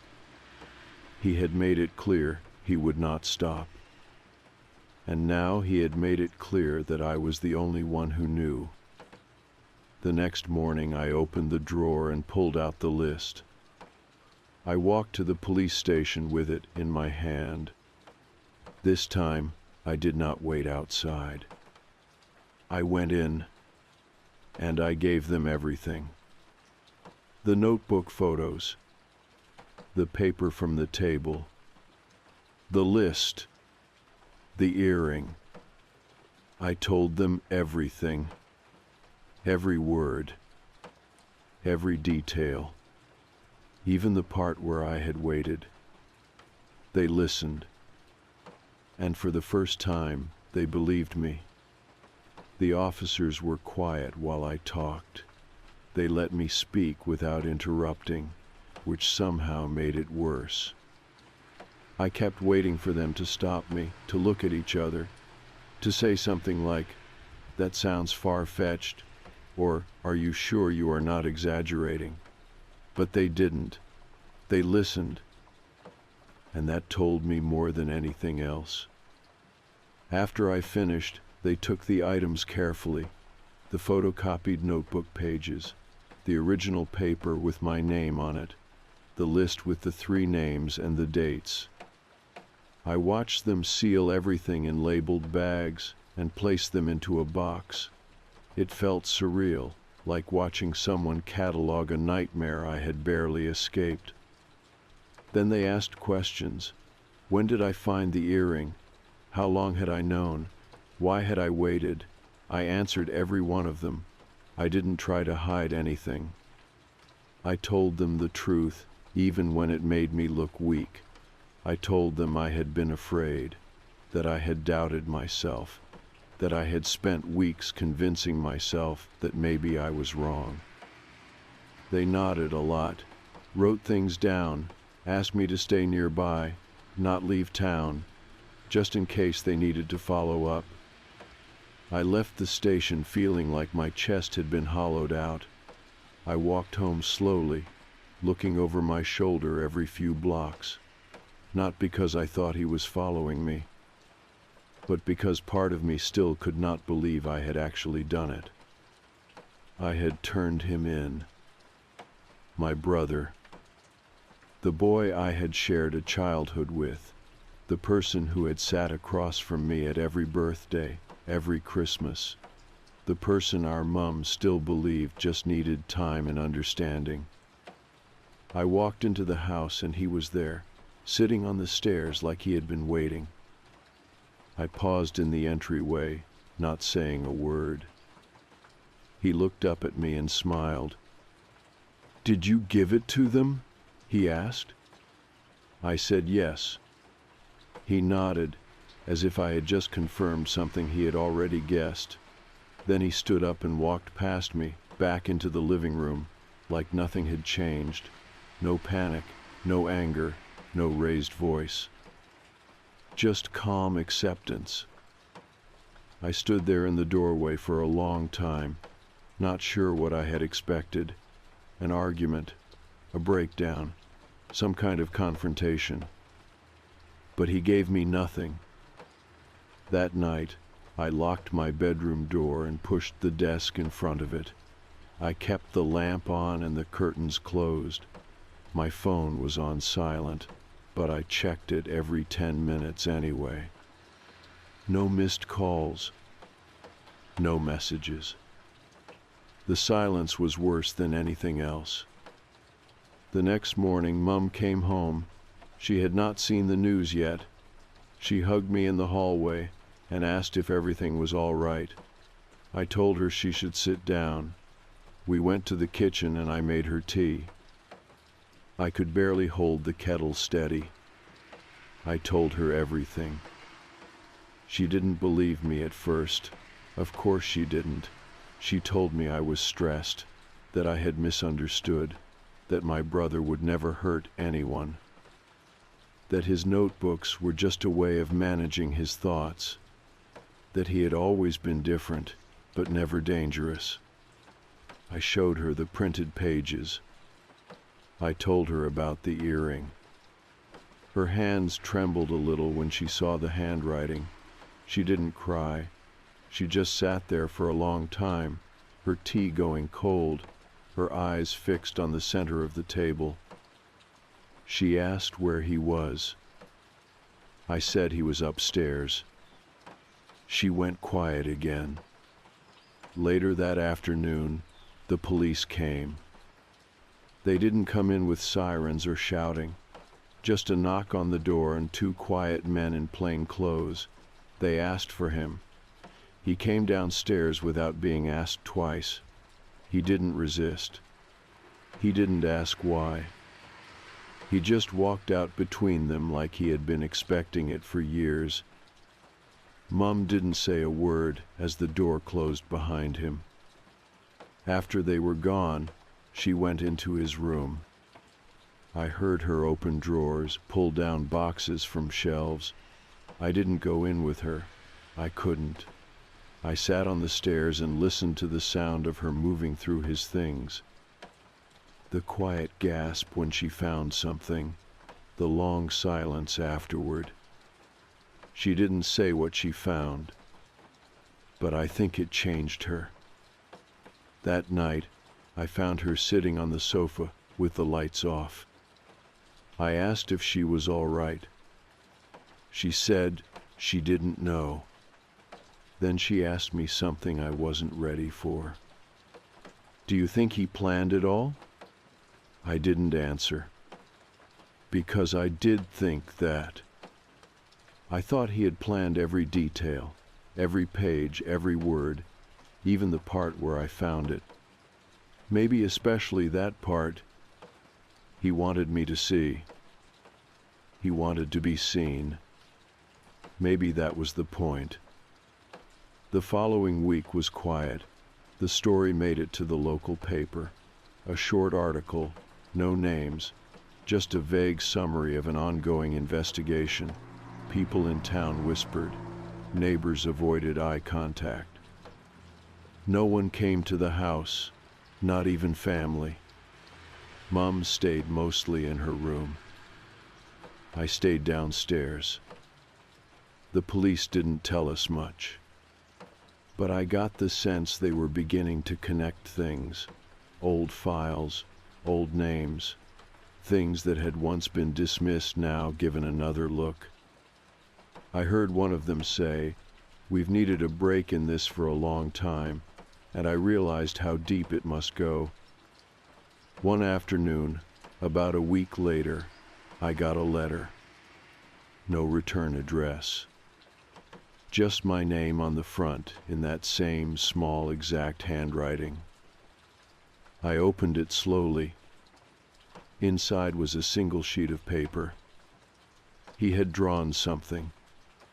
A small maze. One entrance, no exit. At the bottom he had written 4 words. You finished it too. I held the letter in my hands for a long time. The paper was smooth, unfolded crisply, like he had just pressed it flat that morning. His handwriting was the same as always, careful, straight, not a single word crossed out. It looked more like it had been printed than written by hand. The maze was small, a square no bigger than the palm of my hand. He had drawn it with a ruler, straight walls, one entrance on the left side. The paths wound tightly, turning in on themselves again and again, but there was no exit. At the bottom, in that same measured script, were the words, You finished it too. I read it again and again, trying to make sense of it. Was it a threat, a confession, a twisted kind of thank you? I couldn't tell. It felt like him. That was the part I hated the most. Even now, even after all of it, he still had a way of staying inside my head. I folded the letter and placed it in the drawer beside my bed. I didn't want to look at it, but I couldn't bring myself to destroy it either. Not yet. The next morning, I woke to rain. Mom had already left the house. She had started taking long walks after breakfast. She said it helped clear her mind, though she never said what she was thinking about. We talked less now, but not out of anger. We were both tired in the same way. That kind of exhaustion that sits under your skin and doesn't go away no matter how much you sleep. The news about the investigation moved slowly. Most of what I learned came from overheard conversations at the shops or from brief mentions in the local paper. Words like person of interest and pending charges were thrown around, but nothing direct. The police were still building the case. They said it could take months. I didn't ask for updates. I didn't want to see him again. Not in court, not behind glass, not anywhere. He had made his point, and I had made mine. We were done. A few weeks later, A detective called to confirm that the earring I turned in had been positively matched to Lydia. The other names on the list were being reviewed. They said more evidence had been found. A storage unit, a second notebook. I didn't ask what was in it. I didn't want to know. The weight of what he had done sat heavier now. Before, it had been theory, suspicion, horror dressed in maybes and what-ifs. But now it was real, documented, proven. I could not hide behind doubt anymore. He had done those things. And I had lived under the same roof, close enough to hear his footsteps in the hall. I spent a lot of time walking, same as Mum. Sometimes we crossed paths in the fields, nodded to each other, then kept going. It was easier to be outside. There were no notebooks in the trees. No scratched lists in the pavement. Just sky and mud and silence. One afternoon, I found myself near the canal. The one they had searched when Lydia first went missing. It was quiet there. Just the sound of water moving slowly and the wind cutting across the surface. I sat on the bench by the path and tried to remember what he was like before everything, when we were small, before the notebooks, before the locked door and the silence. There were moments. I remembered one summer when we made a fort out of bed sheets and chairs. I had drawn monsters and taped them to the walls. He had drawn doors and windows, places to escape. We sat inside it all day, eating crisps and reading comics. I think I was 8. He was 9. That memory stayed with me as I walked home. Not because it made things better, but because it reminded me that even monsters start as children. The house felt different now. Lighter. Not empty, but no longer holding its breath. The notebooks were gone, the lists, the photos, all of it turned in or boxed up or burned. The attic was empty. We cleared it out together, Mum and I. We didn't speak while we worked, just handed each other boxes and wiped the dust from the floorboards. At the end, she looked around and said, "There's nothing left." And she was right. But something else had changed too. People started speaking to us again, slowly, cautiously. Neighbors who had stopped making eye contact now waved. A few even dropped off food. One woman left a note that said, "Thank you for being brave." I didn't feel brave. I felt hollow, but I nodded and said thank you anyway. It took time, but life began to move forward. The police told us we might be asked to testify if it went to trial. Mum said she would not go. I said I would. Not because I needed him to hear me, but because I wanted to finish it properly. A few months later, another letter arrived. No return address. Same handwriting. This one was short. It said, "You saw the ending, but did you ever see the start?" I read it once. Then I burned it. In the sink. Watched the flame curl the edges until it was just ash and smoke. And for the first time in months, I felt still. Not healed, not forgiven. Just still. The maze had never been about escape. It had been about recognition.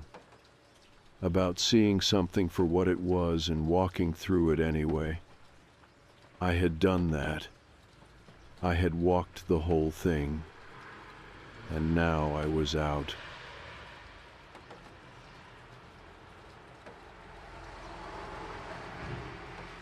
I got the deal through one of those last-minute booking apps. You know, the kind: vague listings, blurry photos, business king room, in a chain hotel that had probably changed ownership 6 times in the last decade. I wasn't picky. I had a conference in Manchester and didn't want to shell out full price for one night. It was just me, one bag, and a PowerPoint I was dreading presenting the next morning. The lobby was clean enough, slightly too warm, that smell of overused carpet shampoo thick in the air. A man at the front desk handed me a key card with one hand while scrolling his phone with the other. He told me the lift was down, but that it was only one flight. I nodded and took the stairs, dragging my suitcase behind me with a rattle. Room 212. The hallway was dim and silent. One of the overhead bulbs flickered when I passed beneath it. I didn't think much of it. These kinds of places always felt a bit in between, not quite empty, but not alive either. The room itself was fine. That's the word I kept using, fine. One double bed with a maroon throw across the foot, small desk with a broken lampshade, TV bolted to the wall. The bathroom was clean but tired, grout lines yellowed with age. There was a single high window that faced a brick wall, about 2 feet from the glass. No view, no natural light. I set my things down, changed into a hoodie and joggers, and lay on the bed with the television on low. Just background noise. I was too wired to sleep, too bored to do anything else. Ended up scrolling through my phone for most of the evening, killing time until it made sense to try and sleep. I turned everything off around midnight. The room was silent, not peaceful, just off, like it wasn't used to someone being inside. The mattress was too soft, the air felt dry, and the sheets smelled faintly of lavender and something else I couldn't place. Something flat and stale, like dust that had settled too deep into the fabric to wash out. I fell asleep sometime around 1. I woke up to breathing. At first I thought it was mine, that half-asleep confusion where you hear your own body like it's someone else's, but it wasn't mine. The rhythm was wrong, slower, deeper. A dry rasp at the end of each exhale. I opened my eyes. The room was dark, but not completely. The curtain was cracked slightly at the top, letting in a sliver of light from the brick wall lamp outside. I could see the shapes of furniture, the foot of the bed, my open suitcase against the far wall. The sound was still going. Not from the hallway. Not through the door. It was behind me. The headboard was mounted to the wall, a simple wooden panel bolted above the mattress. The breathing came from directly behind it, close enough to feel like it was in the same room. Close enough to feel like if I put my hand flat against the wall, I'd feel warmth pulsing through it. I didn't move for a long time. Just lay there, frozen, listening. The breaths were steady, not labored, not panicked. Just steady, in and out, in and out. I told myself it had to be a pipe, or maybe someone in the next room. Thin walls.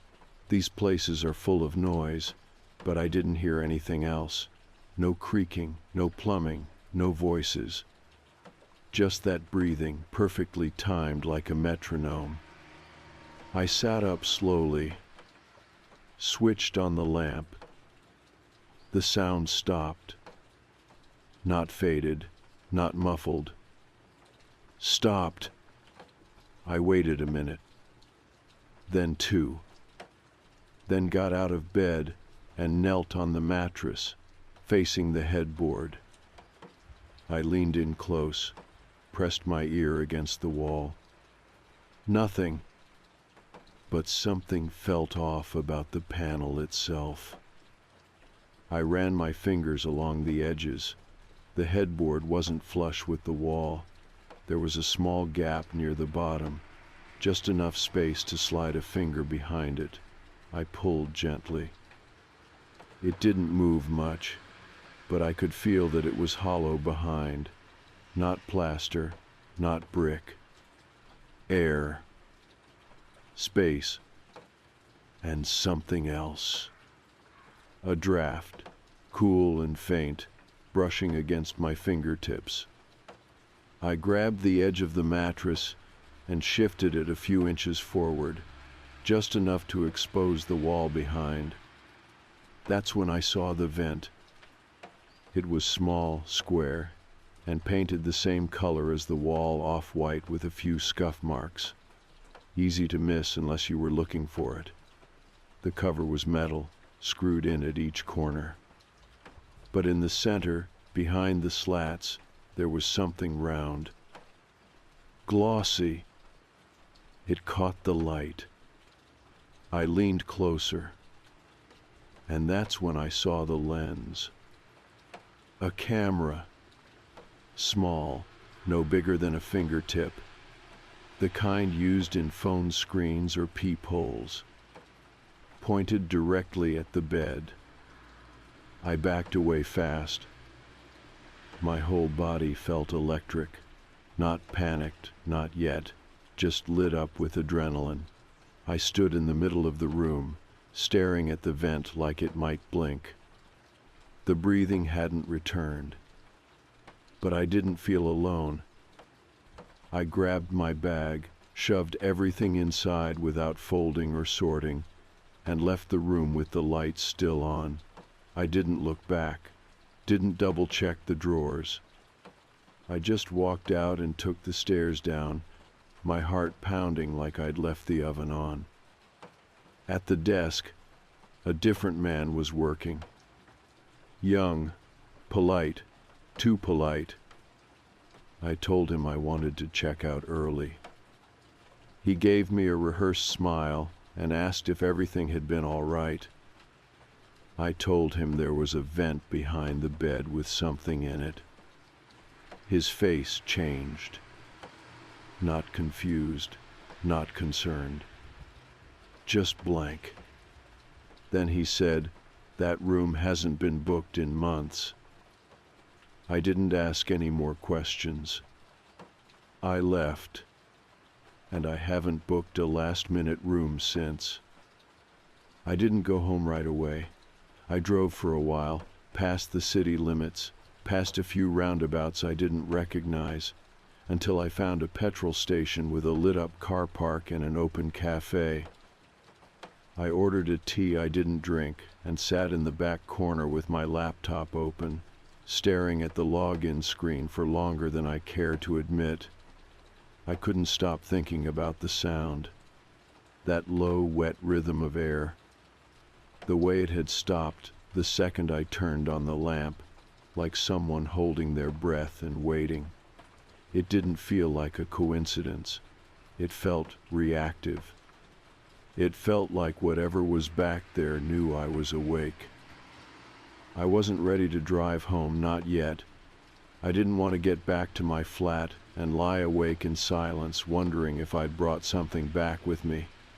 I know how that sounds. Like superstition or guilt or some mix of both. But when you walk out of a room and someone tells you it should have been empty for months, it changes the rules in your head. I kept seeing the lens. Not the breathing, not the sound, just the eye of it. That tiny glossy circle catching the light like it wanted me to notice, like it had been waiting. Once the tea had gone cold, I opened my browser and searched the hotel by name. First few results were standard booking sites, mixed reviews, some travel blogs. The sort of things that might say the towels were thin or the breakfast was overpriced, but no mention of anything unusual, No mentions of vents or cameras or strange noise complaints. Nothing that matched what I had experienced. I dug deeper. I started looking through archived news articles, narrowing the search by location and year. I skimmed crime reports, landlord disputes, old fire inspections, and then I found it. It was a single paragraph buried in an article from 8 years ago. The piece was about a missing woman from Salford. Her name was Anna Reeves, 28 years old. Last seen leaving a restaurant in the city center. There was a grainy CCTV image of her crossing the street just before midnight, alone, holding her coat closed against the wind. The article wasn't about the hotel, not directly. But near the end it said her phone had last pinged near the Manchester Hotel district, and then in a single throwaway line, it mentioned that she had booked a room at a chain location on Piccadilly, the one I had just left. Room 212. It was written clearly, not a suggestion, a fact. She had booked that room. But there was no follow-up. No note of whether she had checked in. No mention of whether staff had seen her. It was like the room swallowed the story along with her. I copied the article and saved a PDF, not because I planned to share it, just because I needed to know I wasn't going to wake up and find it gone. The next step wasn't logical, it wasn't safe, but it felt necessary. I drove back, not to the hotel itself, just to the street behind it. I parked 2 blocks away and walked through the back alleys until I found the staff door. No cameras that I could see. A small rusted bin enclosure with cigarette butts piled around the corner. A few crates stacked by the back entrance. I stood there for a minute before turning back. I wasn't going to break in. I wasn't that far gone, but I needed to feel how close I could get before something told me to leave. And that feeling came fast. I didn't hear breathing this time. I didn't see a camera. But I did hear a knock. Not from the building. From my car. I turned around slowly and saw a man standing beside the driver's door. Late 40s. Hoodie zipped halfway up. He didn't wave, didn't shout. Just tapped his knuckles against the window once more, like it was his car, and I had parked in the wrong place. I walked back, trying not to look nervous. He turned and walked off without saying a word. No confrontation, no threat. Just gone around the corner and out of sight. I checked the door. No marks, nothing missing. But I locked it anyway and drove home with every mirror angled so I could see behind me. Back at my flat, I finally let myself collapse. I closed the curtains, turned on every light. I didn't sleep. I didn't even lie down. I sat on the sofa with a blanket wrapped around my shoulders and played an old movie at low volume, just to keep the silence away. The next morning, I called the hotel. I gave a fake name and asked to speak to someone about a lost item. I said I had stayed in room 212. The voice on the phone hesitated, said 212 was not currently available. I asked why. They said the room was out of service for maintenance. I asked what kind of maintenance. They hung up. Not disconnected, not static, just a click, a line gone dead. That was 2 days ago. Since then, I haven't received any calls, no follow-up, no apology, nothing. I told myself I should let it go. People vanish every day. Hotel managers lie. Maybe the lens was a leftover from some weird security setup. Maybe the breathing came from next door, or from the vent itself. Maybe my brain filled in the rest because it needed a story. But last night, I got an email. No subject, no sender listed, just a single line of text in the body. It said, "Room 212 is not empty." That's all. I didn't reply. I deleted the email. But I didn't forget it, because neither did whoever sent it. I told myself I was done. After the email, I shut my laptop and swore I wouldn't open it again for anything that wasn't work-related. I made tea. I watched a sitcom I didn't really follow. I told myself that whatever room 212 was or wasn't, it didn't matter now. I had left it behind. But the truth was, the moment I read that line, "Room 212 is not empty," something changed. Not in the way I felt about the room, in the way I felt about myself. I realized I had become part of it. That email wasn't marketing spam or some troll on a forum. That was personal, directed. It meant someone had seen me, watched me leave, and remembered. By morning, I had the familiar hollow feeling of unfinished business. I tried to ignore it, but it came back like a bruise you forgot was there. So I started digging again. This time I searched for guest reviews, not official listings, but the weird corners of the internet, independent hotel review blogs, forgotten forums, pages people don't know how to delete. I filtered every mention of that hotel name with the word "breathing." There weren't many hits, but there was one. A post from 4 years ago, archived and anonymous. It had no title, just a timestamp and a short story. A man described checking into the hotel late at night after missing a train. The staff gave him a key to a room on the second floor, near the end of the corridor. He didn't remember the number, but he remembered waking up around 3 in the morning to the sound of someone breathing heavily behind the headboard.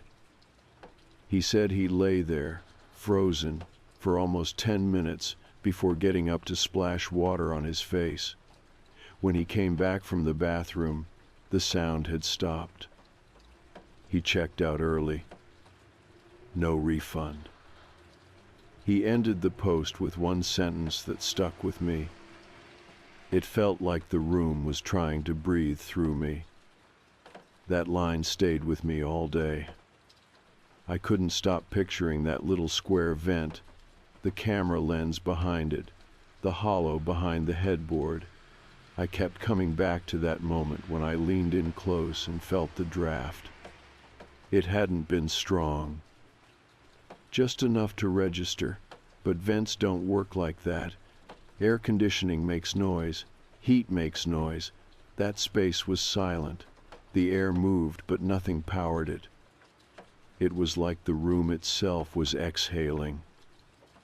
That night I called a friend who used to do maintenance work in older buildings. I asked him a hypothetical question. What would be behind a sealed headboard in a hotel like that? He said probably nothing. Most hotel walls back onto identical rooms, a solid partition. No reason to leave a void unless it was structural. I asked if anyone could access it. He said not unless it was built that way on purpose. The way he said "on purpose" didn't sit right. I stayed up late that night reading about hidden camera laws, about how some hotels have been caught installing devices for surveillance, sometimes for reasons no one ever fully explains. Most stories had lawsuits, police statements, settlements, but not that hotel, not room 212. No complaints filed, no warnings online, nothing to market. I searched police records next. Tried to find any follow-up on the missing woman, Anna Reeves. No arrests, no theories, just one more article, older than the first, from the week after she vanished. It mentioned that a cleaning staff member had come forward saying they thought they saw her in the hallway near the vending machine. 3 in the morning. Same floor.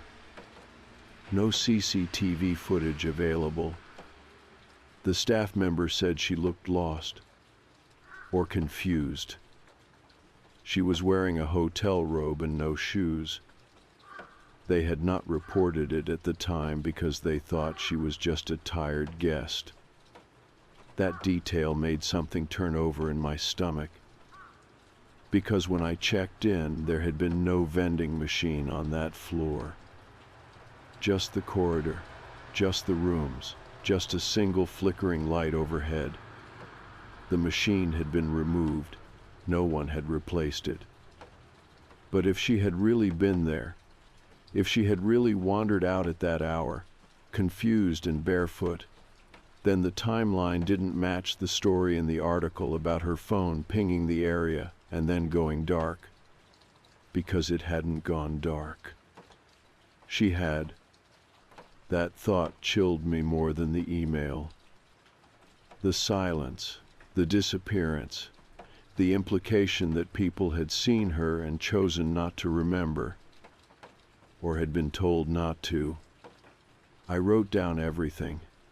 I opened a new file and typed out the timeline as best I could. Arrival. Room number.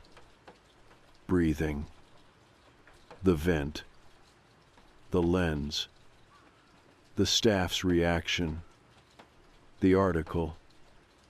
The post. The email. It felt like stitching together something that was never supposed to be a full picture.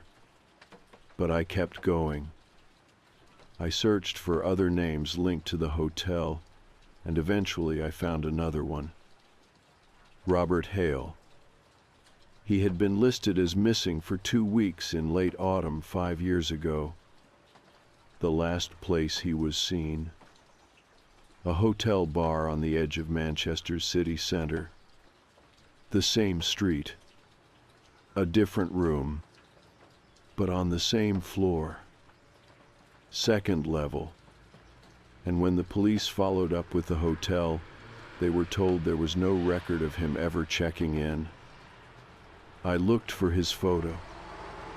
Nothing remarkable. Just a man in his 30s, button-up shirt, kind eyes. Gone without explanation. And now his name, like Anna's, had been reduced to a paragraph online and a cold note in a database somewhere. That's when it hit me. The room might not be haunted. It might not be cursed. It might just be designed that way. Somewhere along the line, someone turned room 212 into something else. Not a place to stay.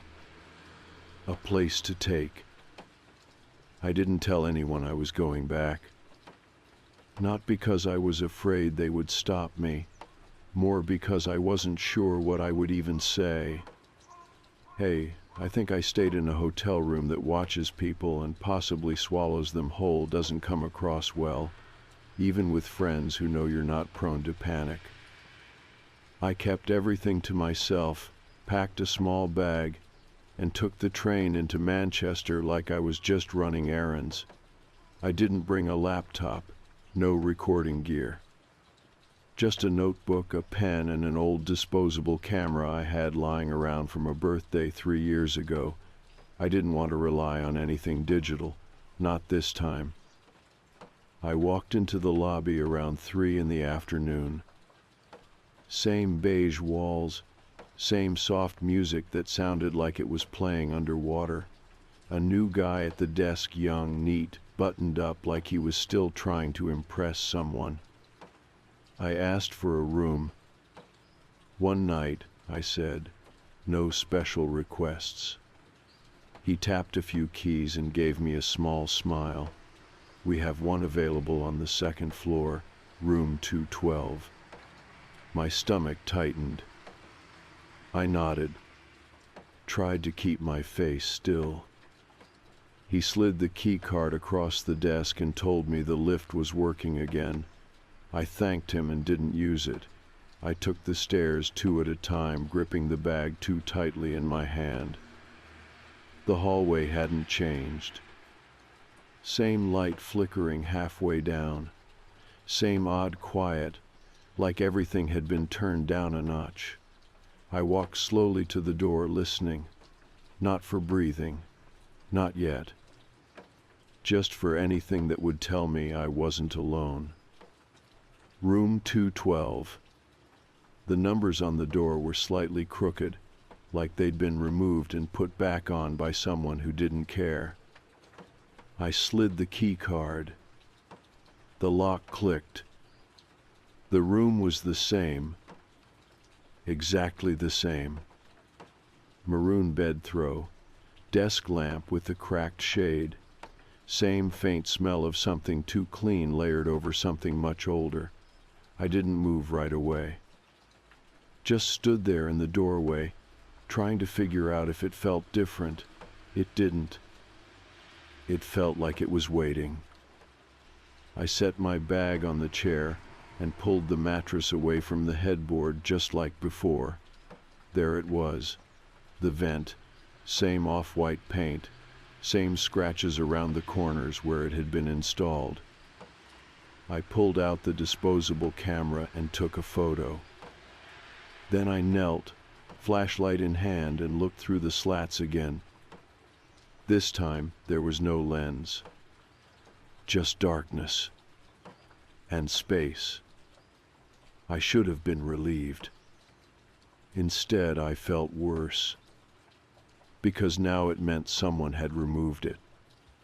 Someone knew it had been seen.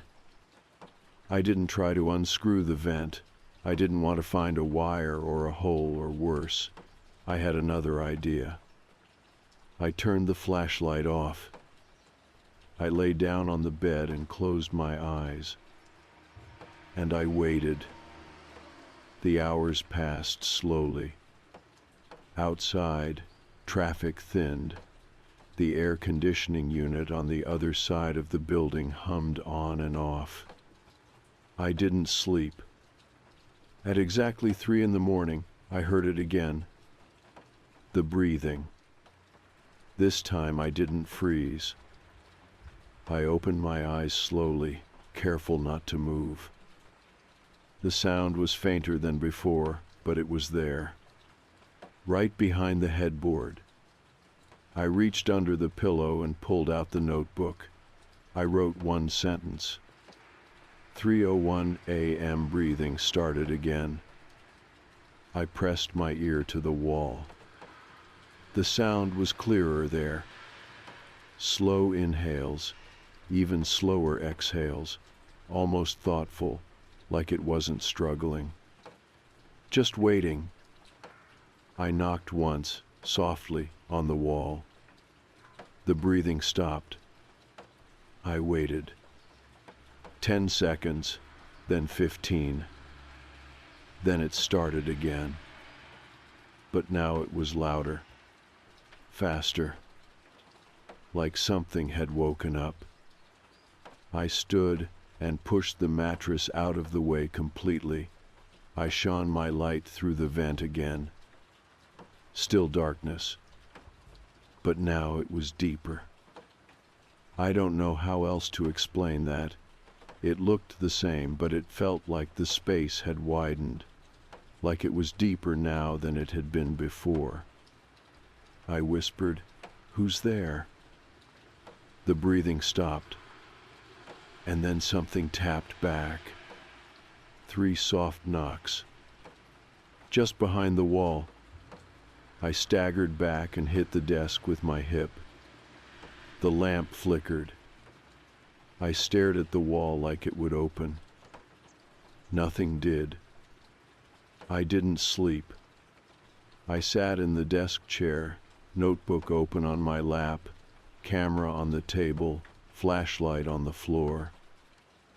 At 5 in the morning, the breathing stopped completely. The silence was worse. I packed my things and checked out at 6. The guy at the desk didn't say a word. He didn't even look at me. Back home, I developed the photo. Just one. The shot of the vent. But when I picked it up from the shop, there was something wrong. The photo was blank. Not overexposed, not damaged. Just gray. A full square of nothing.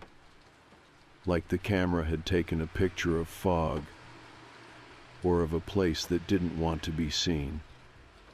I stared at it for a long time. Then I put it in a drawer and didn't open it again. I tried to forget about the photo. I tucked it in a folder at the back of my desk drawer and didn't look at it again. It was just gray, completely gray. Not blurry, not black, not even out of focus, just one solid tone like it had been filled with static and silence.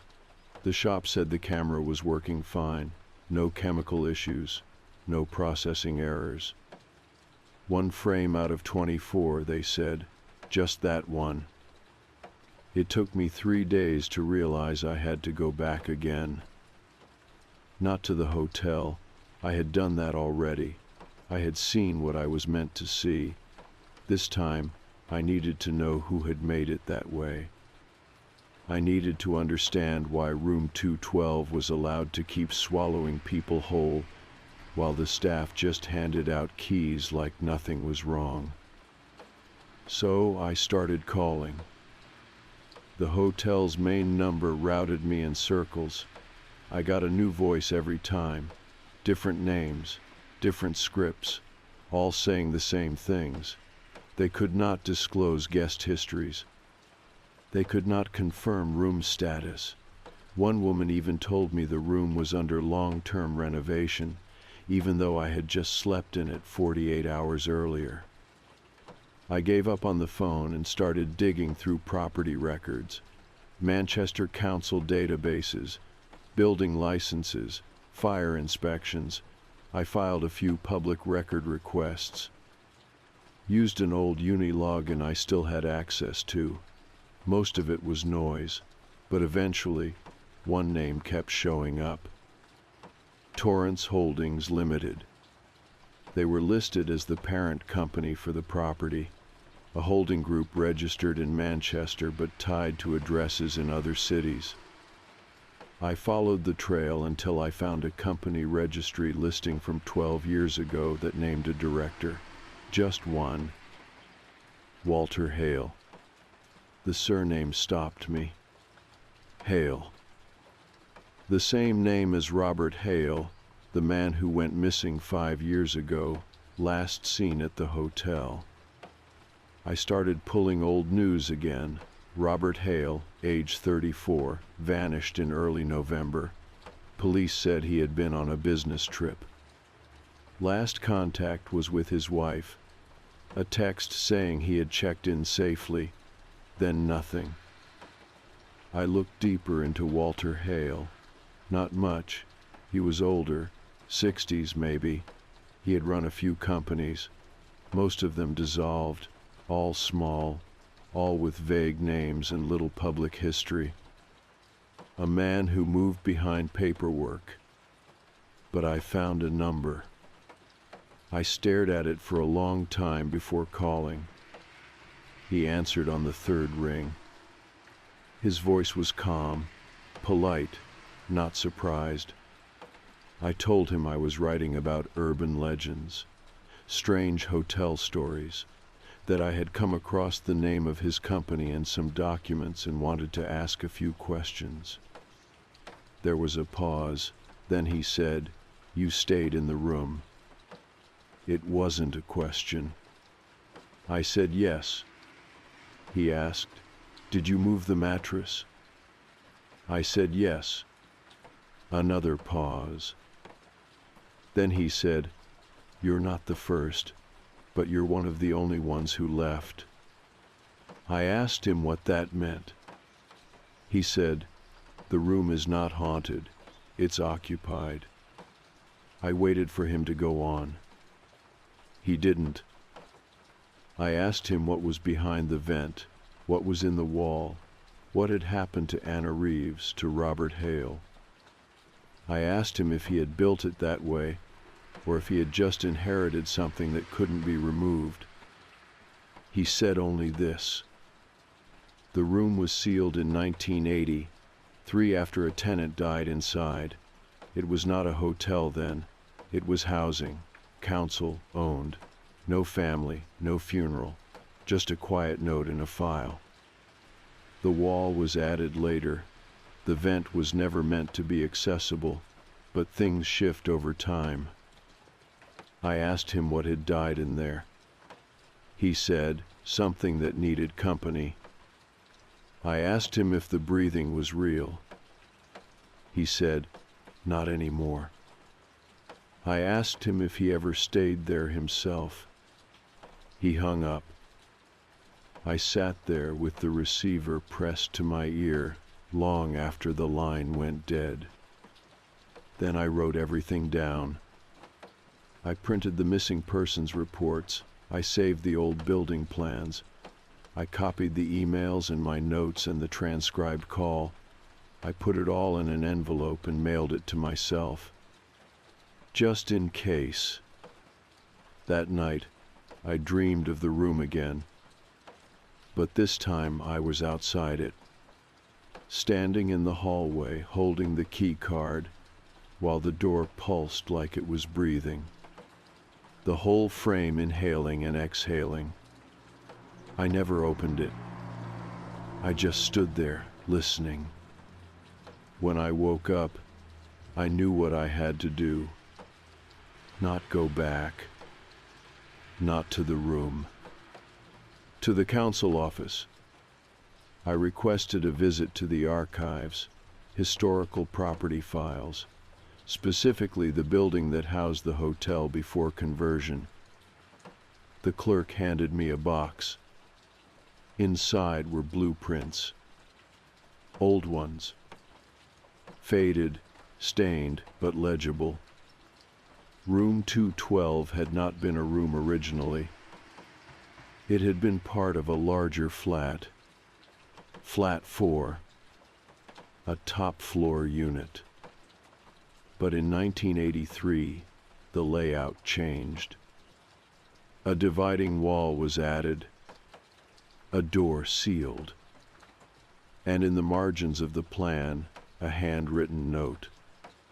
Unit split per incident. No re-entry permitted. No details. No explanation. Just that. I photocopied it. I put the copy in the envelope with the rest. When I left the building, the air felt heavier than it should have. Not hot. Not cold. Just thick. Like the moment before a thunderclap. I went home. I double-locked the door. And for the first time in days, I unplugged everything. I sat in the dark and waited. There was no breathing. But I still felt watched. I didn't leave the flat for 3 days after I found the blueprints.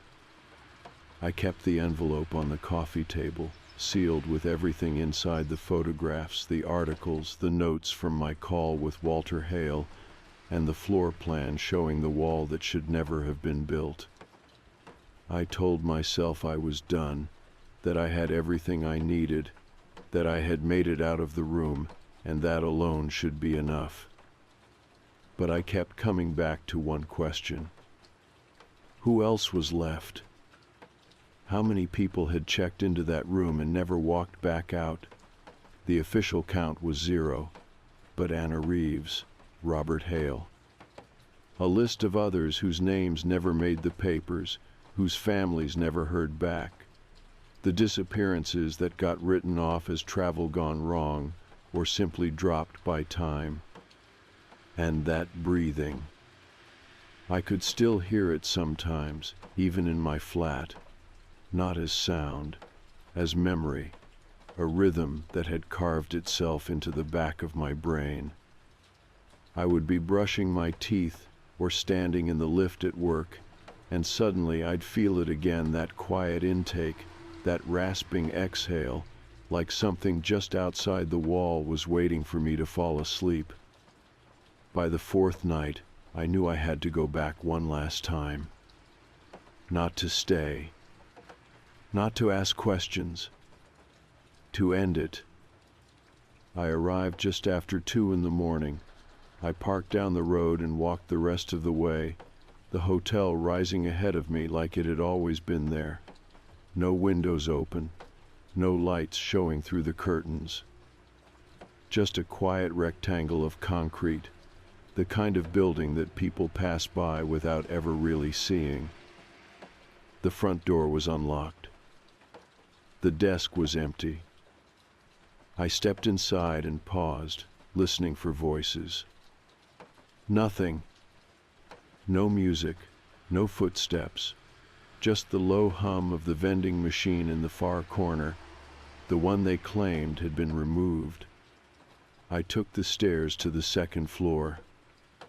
The hallway stretched ahead, dim and familiar. The same bulb still flickered near the middle. I counted doors until I reached 212. The numbers were missing. Only the faint outline of where they had been screwed into the wood. I tried the handle. It opened. No key card, no resistance. Just the soft click of a latch giving way. Inside, the room was exactly how I remembered it. The maroon throw, the headboard, the vent in the wall, the faint chemical smell that had never fully gone. I didn't bring bags this time, just a small crowbar and my phone. I walked straight to the bed and pulled it forward until the headboard was fully exposed. Then I started working on the vent. The screws came loose faster than I expected, like someone had already done this before me. I pulled the cover off and set it gently on the floor. Behind it was nothing but black. Not darkness black. A void. I reached inside, phone in one hand, flashlight on. The beam caught something. A surface. Maybe 2 feet back. I leaned in further. It was not a wall. It was a door. A small one, about half the size of a cupboard. Flat metal with chipped white paint and a sliding bolt on one side. I hesitated, my fingers hovering near the latch. Then I slid it open. The panel creaked. Inside, the space opened wider than it should have. I crawled through. The room was no bigger than a walk-in wardrobe, but the air was colder. Still, it smelled like dust and damp cloth. The floor was covered in what looked like old bedding. Thin sheets, gray with age, laid out like a nest. And in the far corner, something moved. A shape. Small. Still breathing. But it wasn't alive. Not anymore. It was a body. Mummified by time, curled in the fetal position, arms wrapped tight around its chest. I stepped closer and saw the remains of a robe, the hotel's logo still visible near the shoulder. Beside it, a phone. Smashed screen, dead battery. Anna Reeves. I knelt down, heart hammering, and whispered her name. The air changed. Behind me, something shifted. Not sound. Not motion. Just pressure. I turned. Nothing. But the breathing had stopped. For good this time. I left the way I came in, slid the vent cover back into place, did not touch the bedding, did not disturb the body. I walked downstairs. Still no staff. Still no one at the desk. I left through the lobby and walked until I found the first open cafe and called the police. I gave them my name, told them where to go, told them what they'd find. I did not wait around. Back home, I left the envelope on the kitchen counter. It felt lighter now, like its purpose had been fulfilled. The news reported on the discovery the next day. Human remains found in sealed utility space in local hotel. No foul play suspected. Identity pending. The hotel chain released a statement calling it a shocking and tragic discovery and promised a full investigation. Room 212 was never mentioned. But I knew. I had seen it. I had heard it. And now it was over. For me. For her. Maybe even for the room. I still don't book last-minute hotels. Still don't sleep with my bed against the wall. But I do breathe easier now, because whatever had been there, whatever had fed on silence and secrets, was finished. Rooms don't stay hungry forever. Eventually they fill, and then they rest.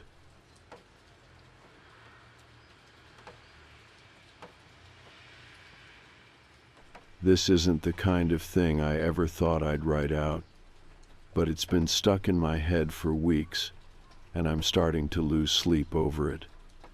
Maybe posting it will help me get it out. So I babysit sometimes. Nothing formal, just extra cash for weekends when I'm not working. I've watched kids for neighbors, co-workers, even a few random Craigslist families when I was desperate. Never anything weird. Usually just cartoons, pizza, bedtime.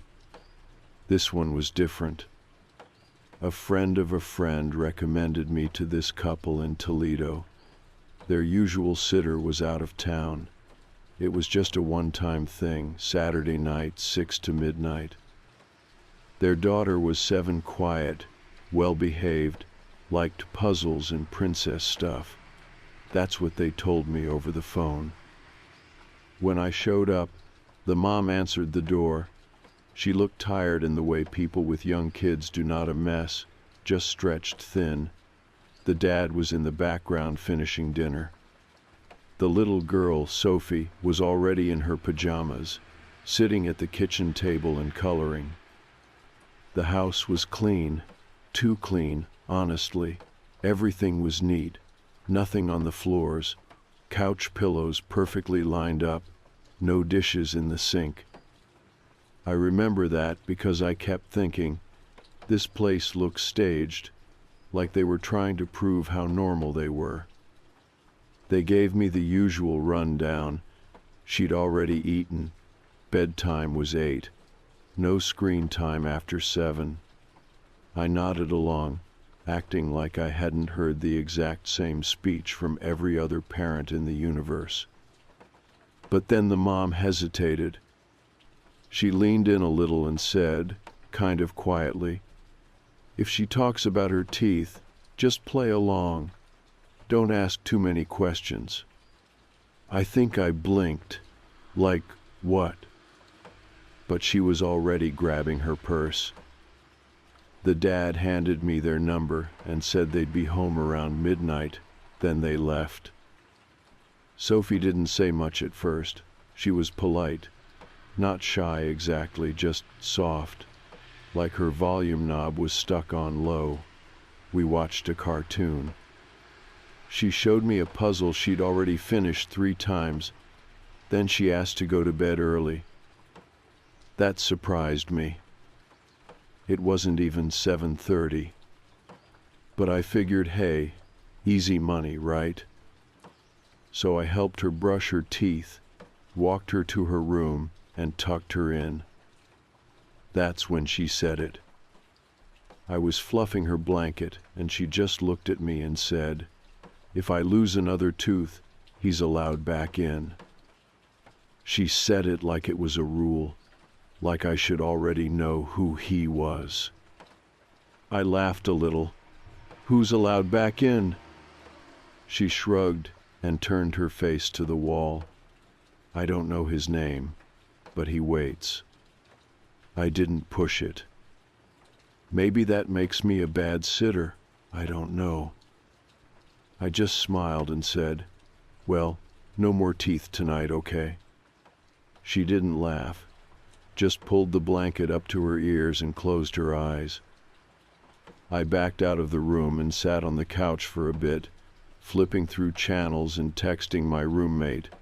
I told her the girl was kind of creepy, and we joked about the whole tooth thing. I even said, if I don't check in after midnight, assume I've been turned into a puppet made of baby teeth. Real funny, in hindsight. Everything was quiet for a while. Too quiet. Around 10, I heard a soft thump from Sophie's room. Not a crash. Just that low kind of bump you hear when a kid rolls over too hard and kicks the wall or something. I ignored it at first. But then I heard it again. Softer this time. Like a shuffle. I called out, "You okay, Soph?" No answer. I stood up and walked to her room. Door was slightly open. The lights were off, but the hallway lamp was bright enough to see by. She was asleep, or at least pretending to be. Her breathing was slow, steady, blanket up to her chin, same as before. I was about to walk away when I heard it again, but not from the bed, from underneath it. I crouched down and whispered, "Are you playing?" No response. I bent a little lower just to check. Didn't see anything at first. Then I noticed something tucked into the back corner, a glass jar, half buried under a blanket.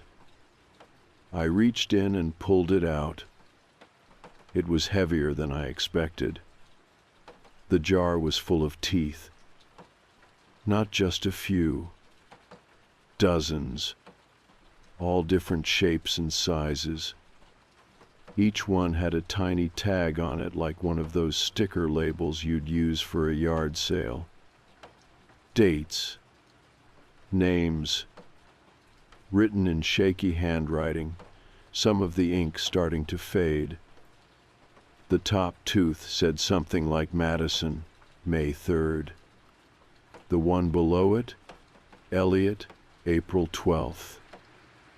I kept flipping the jar, my hand starting to sweat.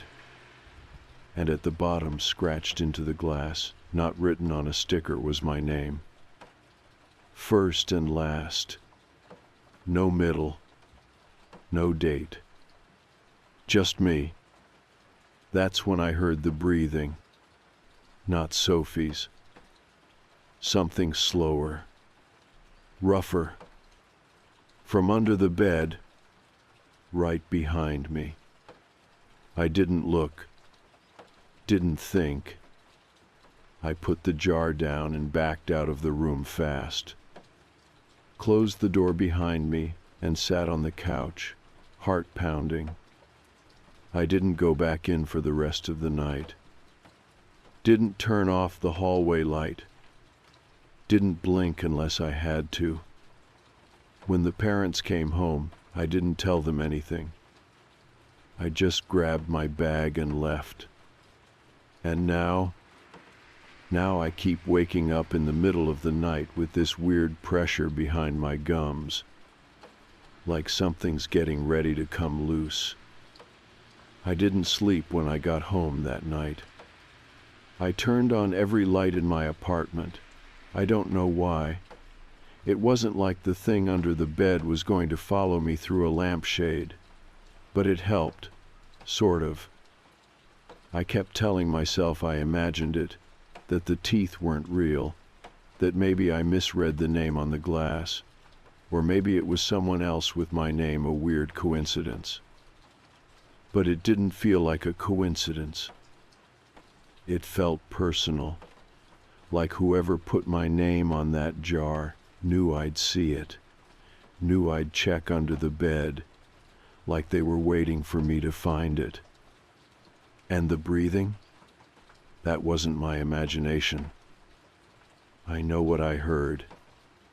I had this tight feeling in my stomach all night, like I was forgetting something important, like a deadline had been moved up without warning. The next morning I told my roommate about it. I didn't mean to. I was just making coffee, still wide awake from the night before, and I said, "What would you do if a kid you were babysitting had a jar of baby teeth under the bed?" She gave me this look, part amused, part grossed out, and said, "Why would a kid have that?" I told her, not everything, just the basics. The weird bedtime comment, the jar, my name scratched on the glass. She laughed at first, thought I was making it up, but when she saw I wasn't joking, she stopped smiling. "Maybe it's just something the parents do," she said, "like a creepy family tradition." I wanted to believe that. I really did. But no parent collects dozens of labeled baby teeth and hides them under their kid's bed. And they definitely don't include a name that doesn't belong to their child. My roommate must have seen something shift in my face, because she changed the subject after that, kept it light, offered to grab lunch. I said no. I couldn't eat. My jaw hurt, not badly, just this low ache behind my back teeth, like pressure building. I went to the bathroom, opened my mouth, checked every tooth. They were fine. No blood. No movement. Just that steady, growing throb. I swore I wasn't going to go back to that house. But later that afternoon, I got a text from the mom. "Sophie asked if you could come again this weekend. She liked you. She doesn't usually like sitters." My stomach dropped. I didn't reply. Another message came through. "I'll pay double, just a few hours this time." I stared at the screen for a long time. And then I said yes. I don't know why. I told myself it was for closure, that I needed to prove to myself it was just a creepy moment and nothing more. But I think some part of me wanted to look again, wanted to see if the jar was still there, if the date had changed. It's like when someone tells you not to look in a mirror after midnight. You know you shouldn't, but some awful part of you wants to test it anyway. The second visit was weirder from the start. The parents were polite, but not warm this time. The dad barely looked at me. The mom kept checking the time. When I asked how Sophie was doing, the mom just said, "She's been quiet lately." Like that explained anything. They left 10 minutes later. Sophie was already in her room when I got there. She didn't come out to say hi. I figured I'd give her space, let her call for me if she needed anything. But around 7, I heard her voice. She was singing. Soft, quiet. Too quiet. I walked down the hallway and stopped just outside her door. The song didn't sound like anything I recognized. It didn't have a melody. more like a list being spoken in a sing-song way. And then I heard the words: Madison, May 3rd, Elliot, April 12th, Harper, August 2nd, me, October 10th. She kept going. Name, date, name, date. I couldn't move. Then she said my name. Clear, slow, deliberate, and after it, tomorrow. My throat went dry. I pushed the door open. She was sitting cross-legged on the floor, a little notebook in her lap, humming. The jar was gone. I asked her, "What's that song?" She looked up, blinked, and said, "It helps me remember." Remember what? Who the teeth belong to. I wanted to take the notebook from her. I really did. But I couldn't move my feet. Sophie closed the notebook gently and stood up. "He's hungry," she said, "and he's not very patient." I asked her who he was. She tilted her head like she didn't understand the question. Then she whispered, "He used to live in the walls, but now he lives under the bed."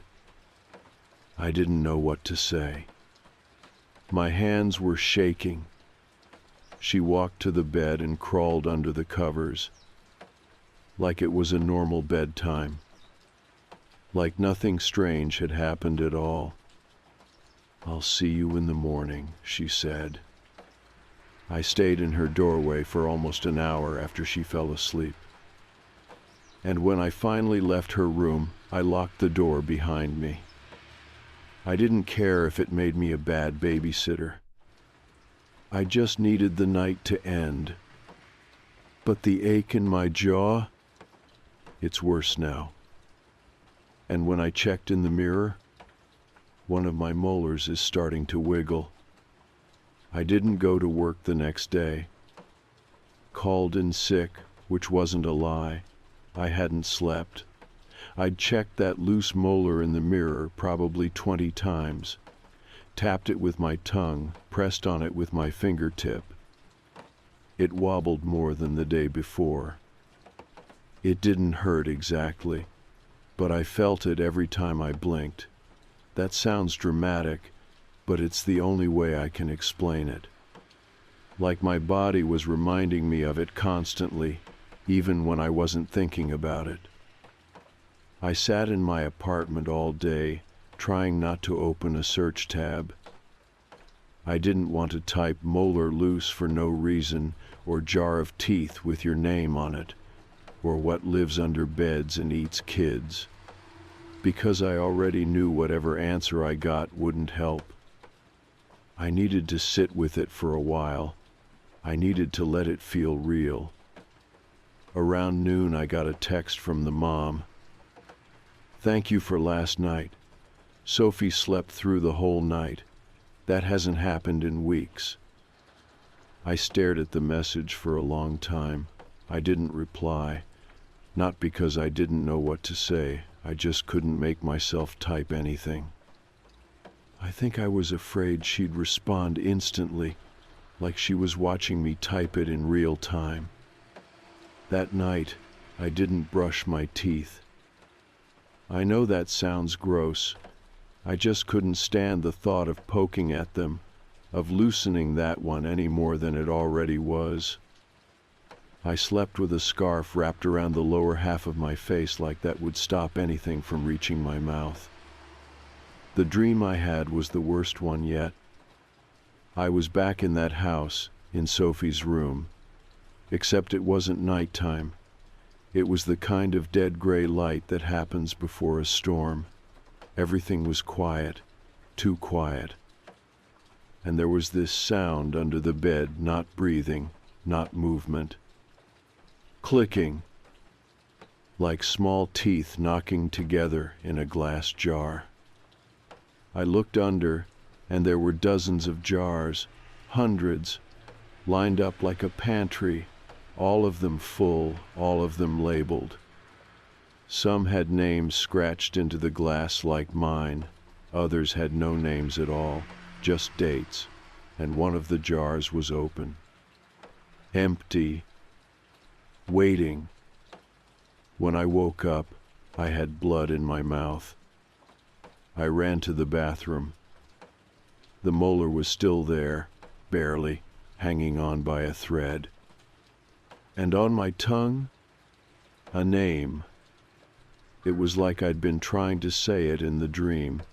I didn't recognize it, but it tasted like dust and iron and something older than I wanted to think about.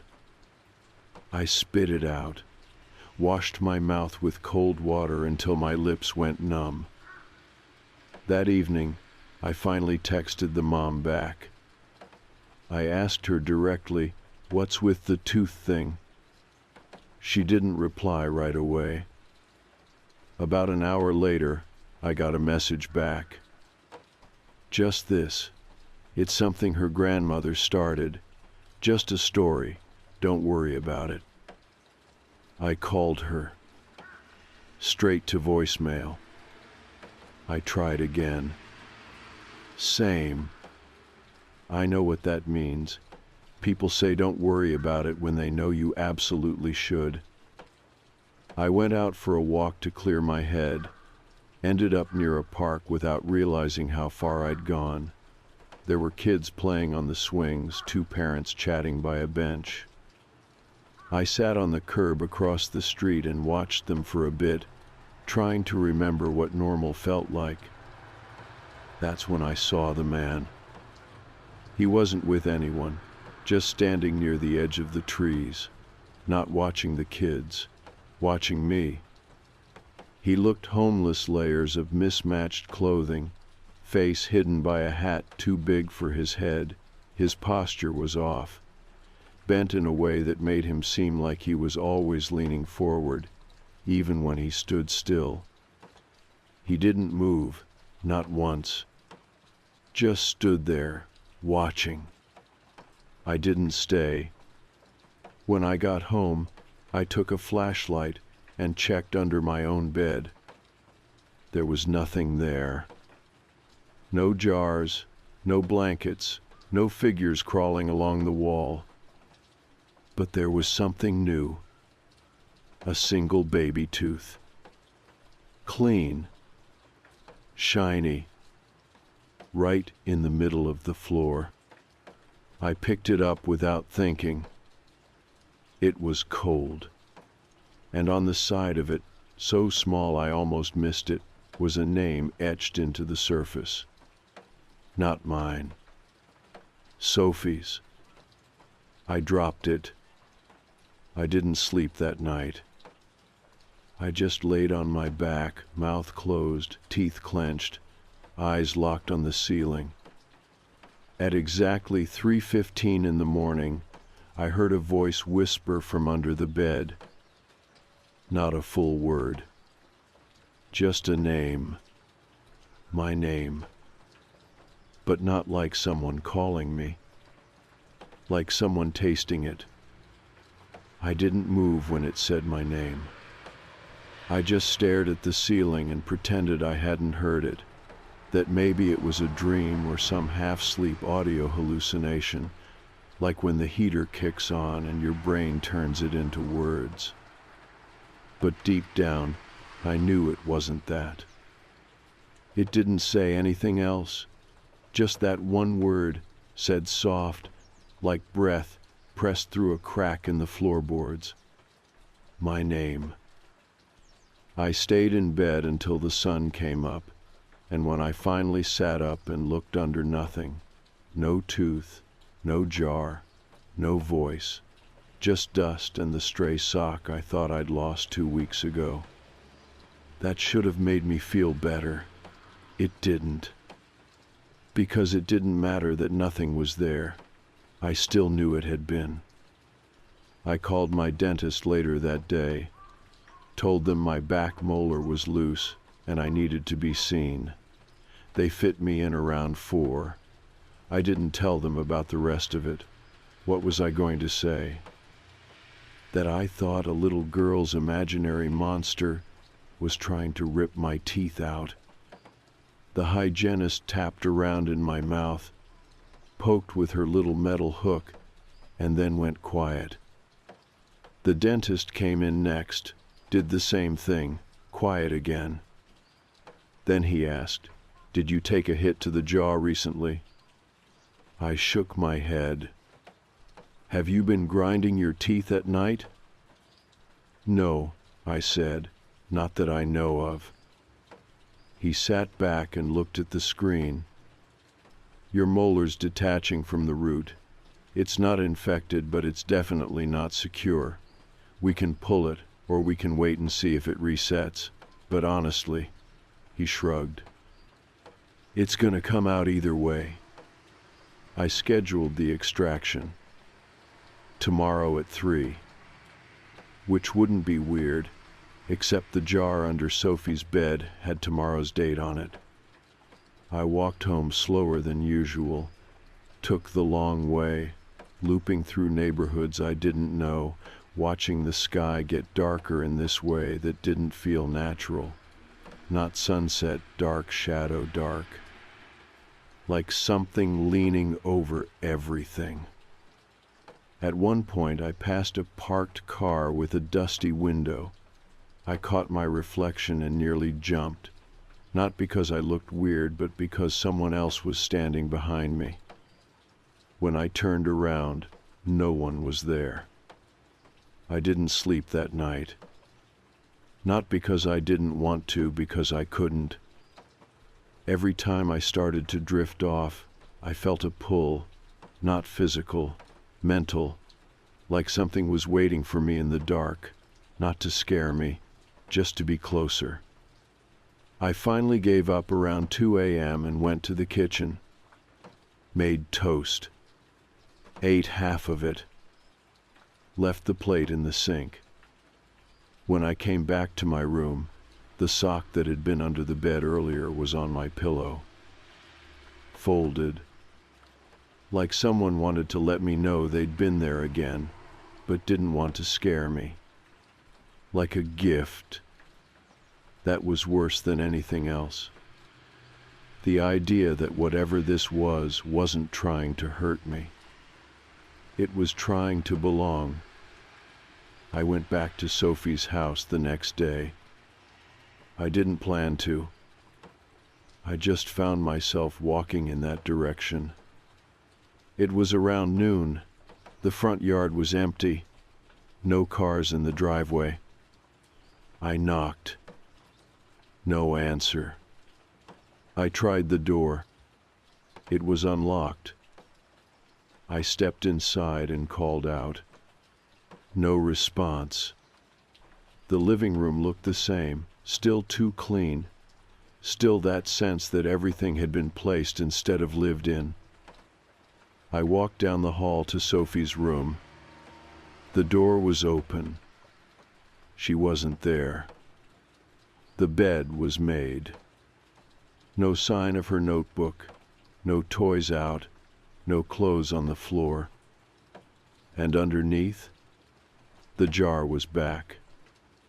Exactly where it had been the first time. I pulled it out with shaking hands. Same teeth. Same tags. And at the bottom, my name. Next to it, the new date. Today. I picked it up and saw something I hadn't noticed before. Scratched along the bottom edge of the glass, hidden unless you turned it just right. Promised, paid, returned. I didn't know what that meant. Not until I saw the door across the hall. Sophie's closet. It was open. Not wide, just enough to see that something was inside. Not movement, not a shape. Just a flicker. Like breath behind plastic. I didn't go near it. I put the jar back and left the room. The front door clicked shut behind me without me touching it. I didn't go to the dentist. I canceled the appointment because I knew what would happen if I let them pull the tooth. It would go missing, and the jar would be complete, and whatever was in the closet would be allowed back in. I don't want to be part of that deal, even if I'm already in it. I didn't tell anyone I went back to the house. I didn't tell my roommate, or my mom when she called, or May when she texted to ask if I was still alive. I started typing out a reply to her, then deleted it. Because what do you even say? Hey, remember that babysitting job I took? I think something under the bed is trading in children's teeth like currency. No way to make that sound sane. That night, I slept on the couch. Lights on. TV playing low. I didn't go into my room, didn't want to see the bed, didn't want to see what might have crawled out from underneath it while I was gone. Somewhere around 3 a.m, I woke up with the taste of metal in my mouth. I sat up, heart already going, tongue pressing against that back molar. Still there, but looser. I went to the bathroom and spit into the sink. There was a streak of red in the foam. I didn't look too long. I just rinsed, turned off the light, and sat back down on the couch like that would stop anything from getting closer. Around 4, I heard footsteps. Not inside. Outside my apartment. Soft, slow. Coming down the hallway. They stopped outside my door. No knock. Just silence. And then something slid under the door. A folded scrap of paper. I stared at it for a while before picking it up. There was one word on it. Tomorrow. I didn't open the door. Didn't move. Just sat there with the paper in my lap like it was radioactive. The next morning, I found another baby tooth. This time in the fridge, on top of my eggs. Same handwriting scratched into it. Sophie. I called the number the mom had given me. This time, it rang. She picked up on the 3rd try. Sounded tired, shaky. I didn't give her a chance to talk first. I said, "What did you give it?" She didn't say anything. I asked again, "What did you give it to make it stop?" She finally answered, "I didn't give it anything." There was a pause. Her grandmother did, a long time ago, before I was born. I asked, "What is it?" Another pause, longer this time. Then, "It's old." That was all she gave me. Then she said, "Sophie's safe, that's all that matters," and hung up. I stared at the phone like I expected it to ring again. It didn't. I didn't go outside that day. Didn't check the mail. Didn't eat. I kept trying to feel the tooth with my tongue and kept stopping myself, like poking it would invite something to finally pull it loose. Around 6 p.m., the power went out. Not the whole building. Just my apartment. I could see lights on through the window, could hear someone's TV upstairs. But mine, dead. I sat in the dark with my back to the wall, flashlight in hand, waiting for the sun to fully disappear. When it did, the apartment got heavy. Air thicker, warmer, almost humid, like something breathing slow in the corner of the room. I turned on the flashlight, shined it under the couch. Nothing. Under the table. Nothing. Then the light flickered. Not out, just dimmed, like the batteries were draining too fast. And I felt it again. The voice. Not loud, not in my ears. In my chest. Like a heartbeat that wasn't mine. It said, almost. That was it. Just that one word. I didn't sleep. I waited. At midnight, the lights came back on.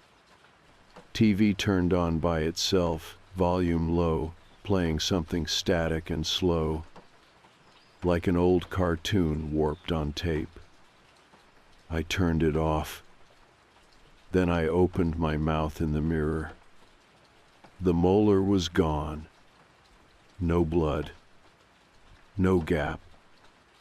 Just smooth gum, already healed over. Like it had never been there. I opened my hands. I was holding the tooth. Not sure when I picked it up. Not sure where it came from. I set it down on the counter, walked back to the couch, and sat, and waited for the knock. It came at exactly 3:15. Soft. Just one. I didn't move. Didn't speak. But the door opened anyway. Slow. Careful. And something stepped inside.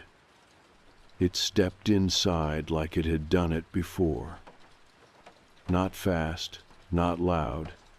Just one foot, then the other, like it already knew the layout of the room. I didn't move. I didn't scream. I just watched. I can't tell you what it looked like, not exactly. I didn't see a face. I didn't see clothes. It wasn't a shape, more like a fold in the dark, a gap between the light and the floor.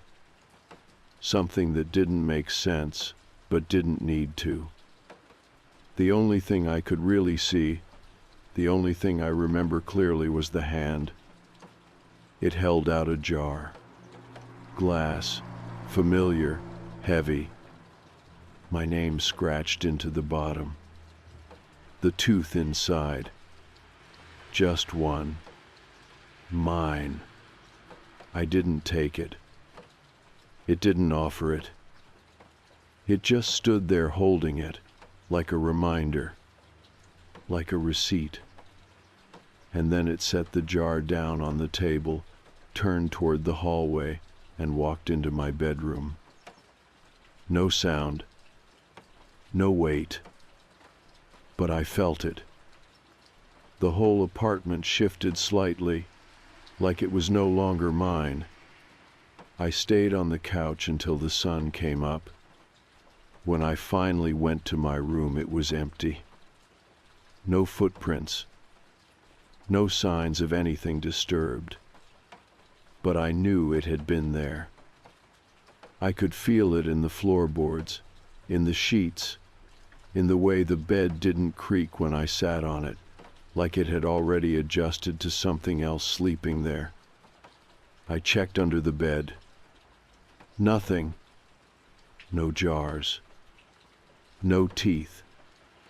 No breathing. That should have made me feel better. It didn't. Because I knew this wasn't about what was there. It was about what had been taken. The jar stayed on my table for 2 more days. I didn't touch it. I didn't throw it away. I just let it sit there, watching. On the 3rd morning, it was gone. No sound. No door opening. Just gone. Like it had finished something, And me? I started eating again, started sleeping. I even went back to work. Life didn't go back to normal, exactly, but it picked itself up. I checked my mouth in the mirror once a day for a week. No changes, no new aches, no missing pieces. My teeth felt like mine again. I still wake up at 3:15 sometimes. Not from noise. Just alert. Like my body remembers. But there's never anyone there. I haven't heard from the family. No texts. No calls. No more offers. Sophie's number is disconnected. The last time I walked past that house, the windows were empty. No lights, no car. Just a for sale sign leaning sideways in the yard.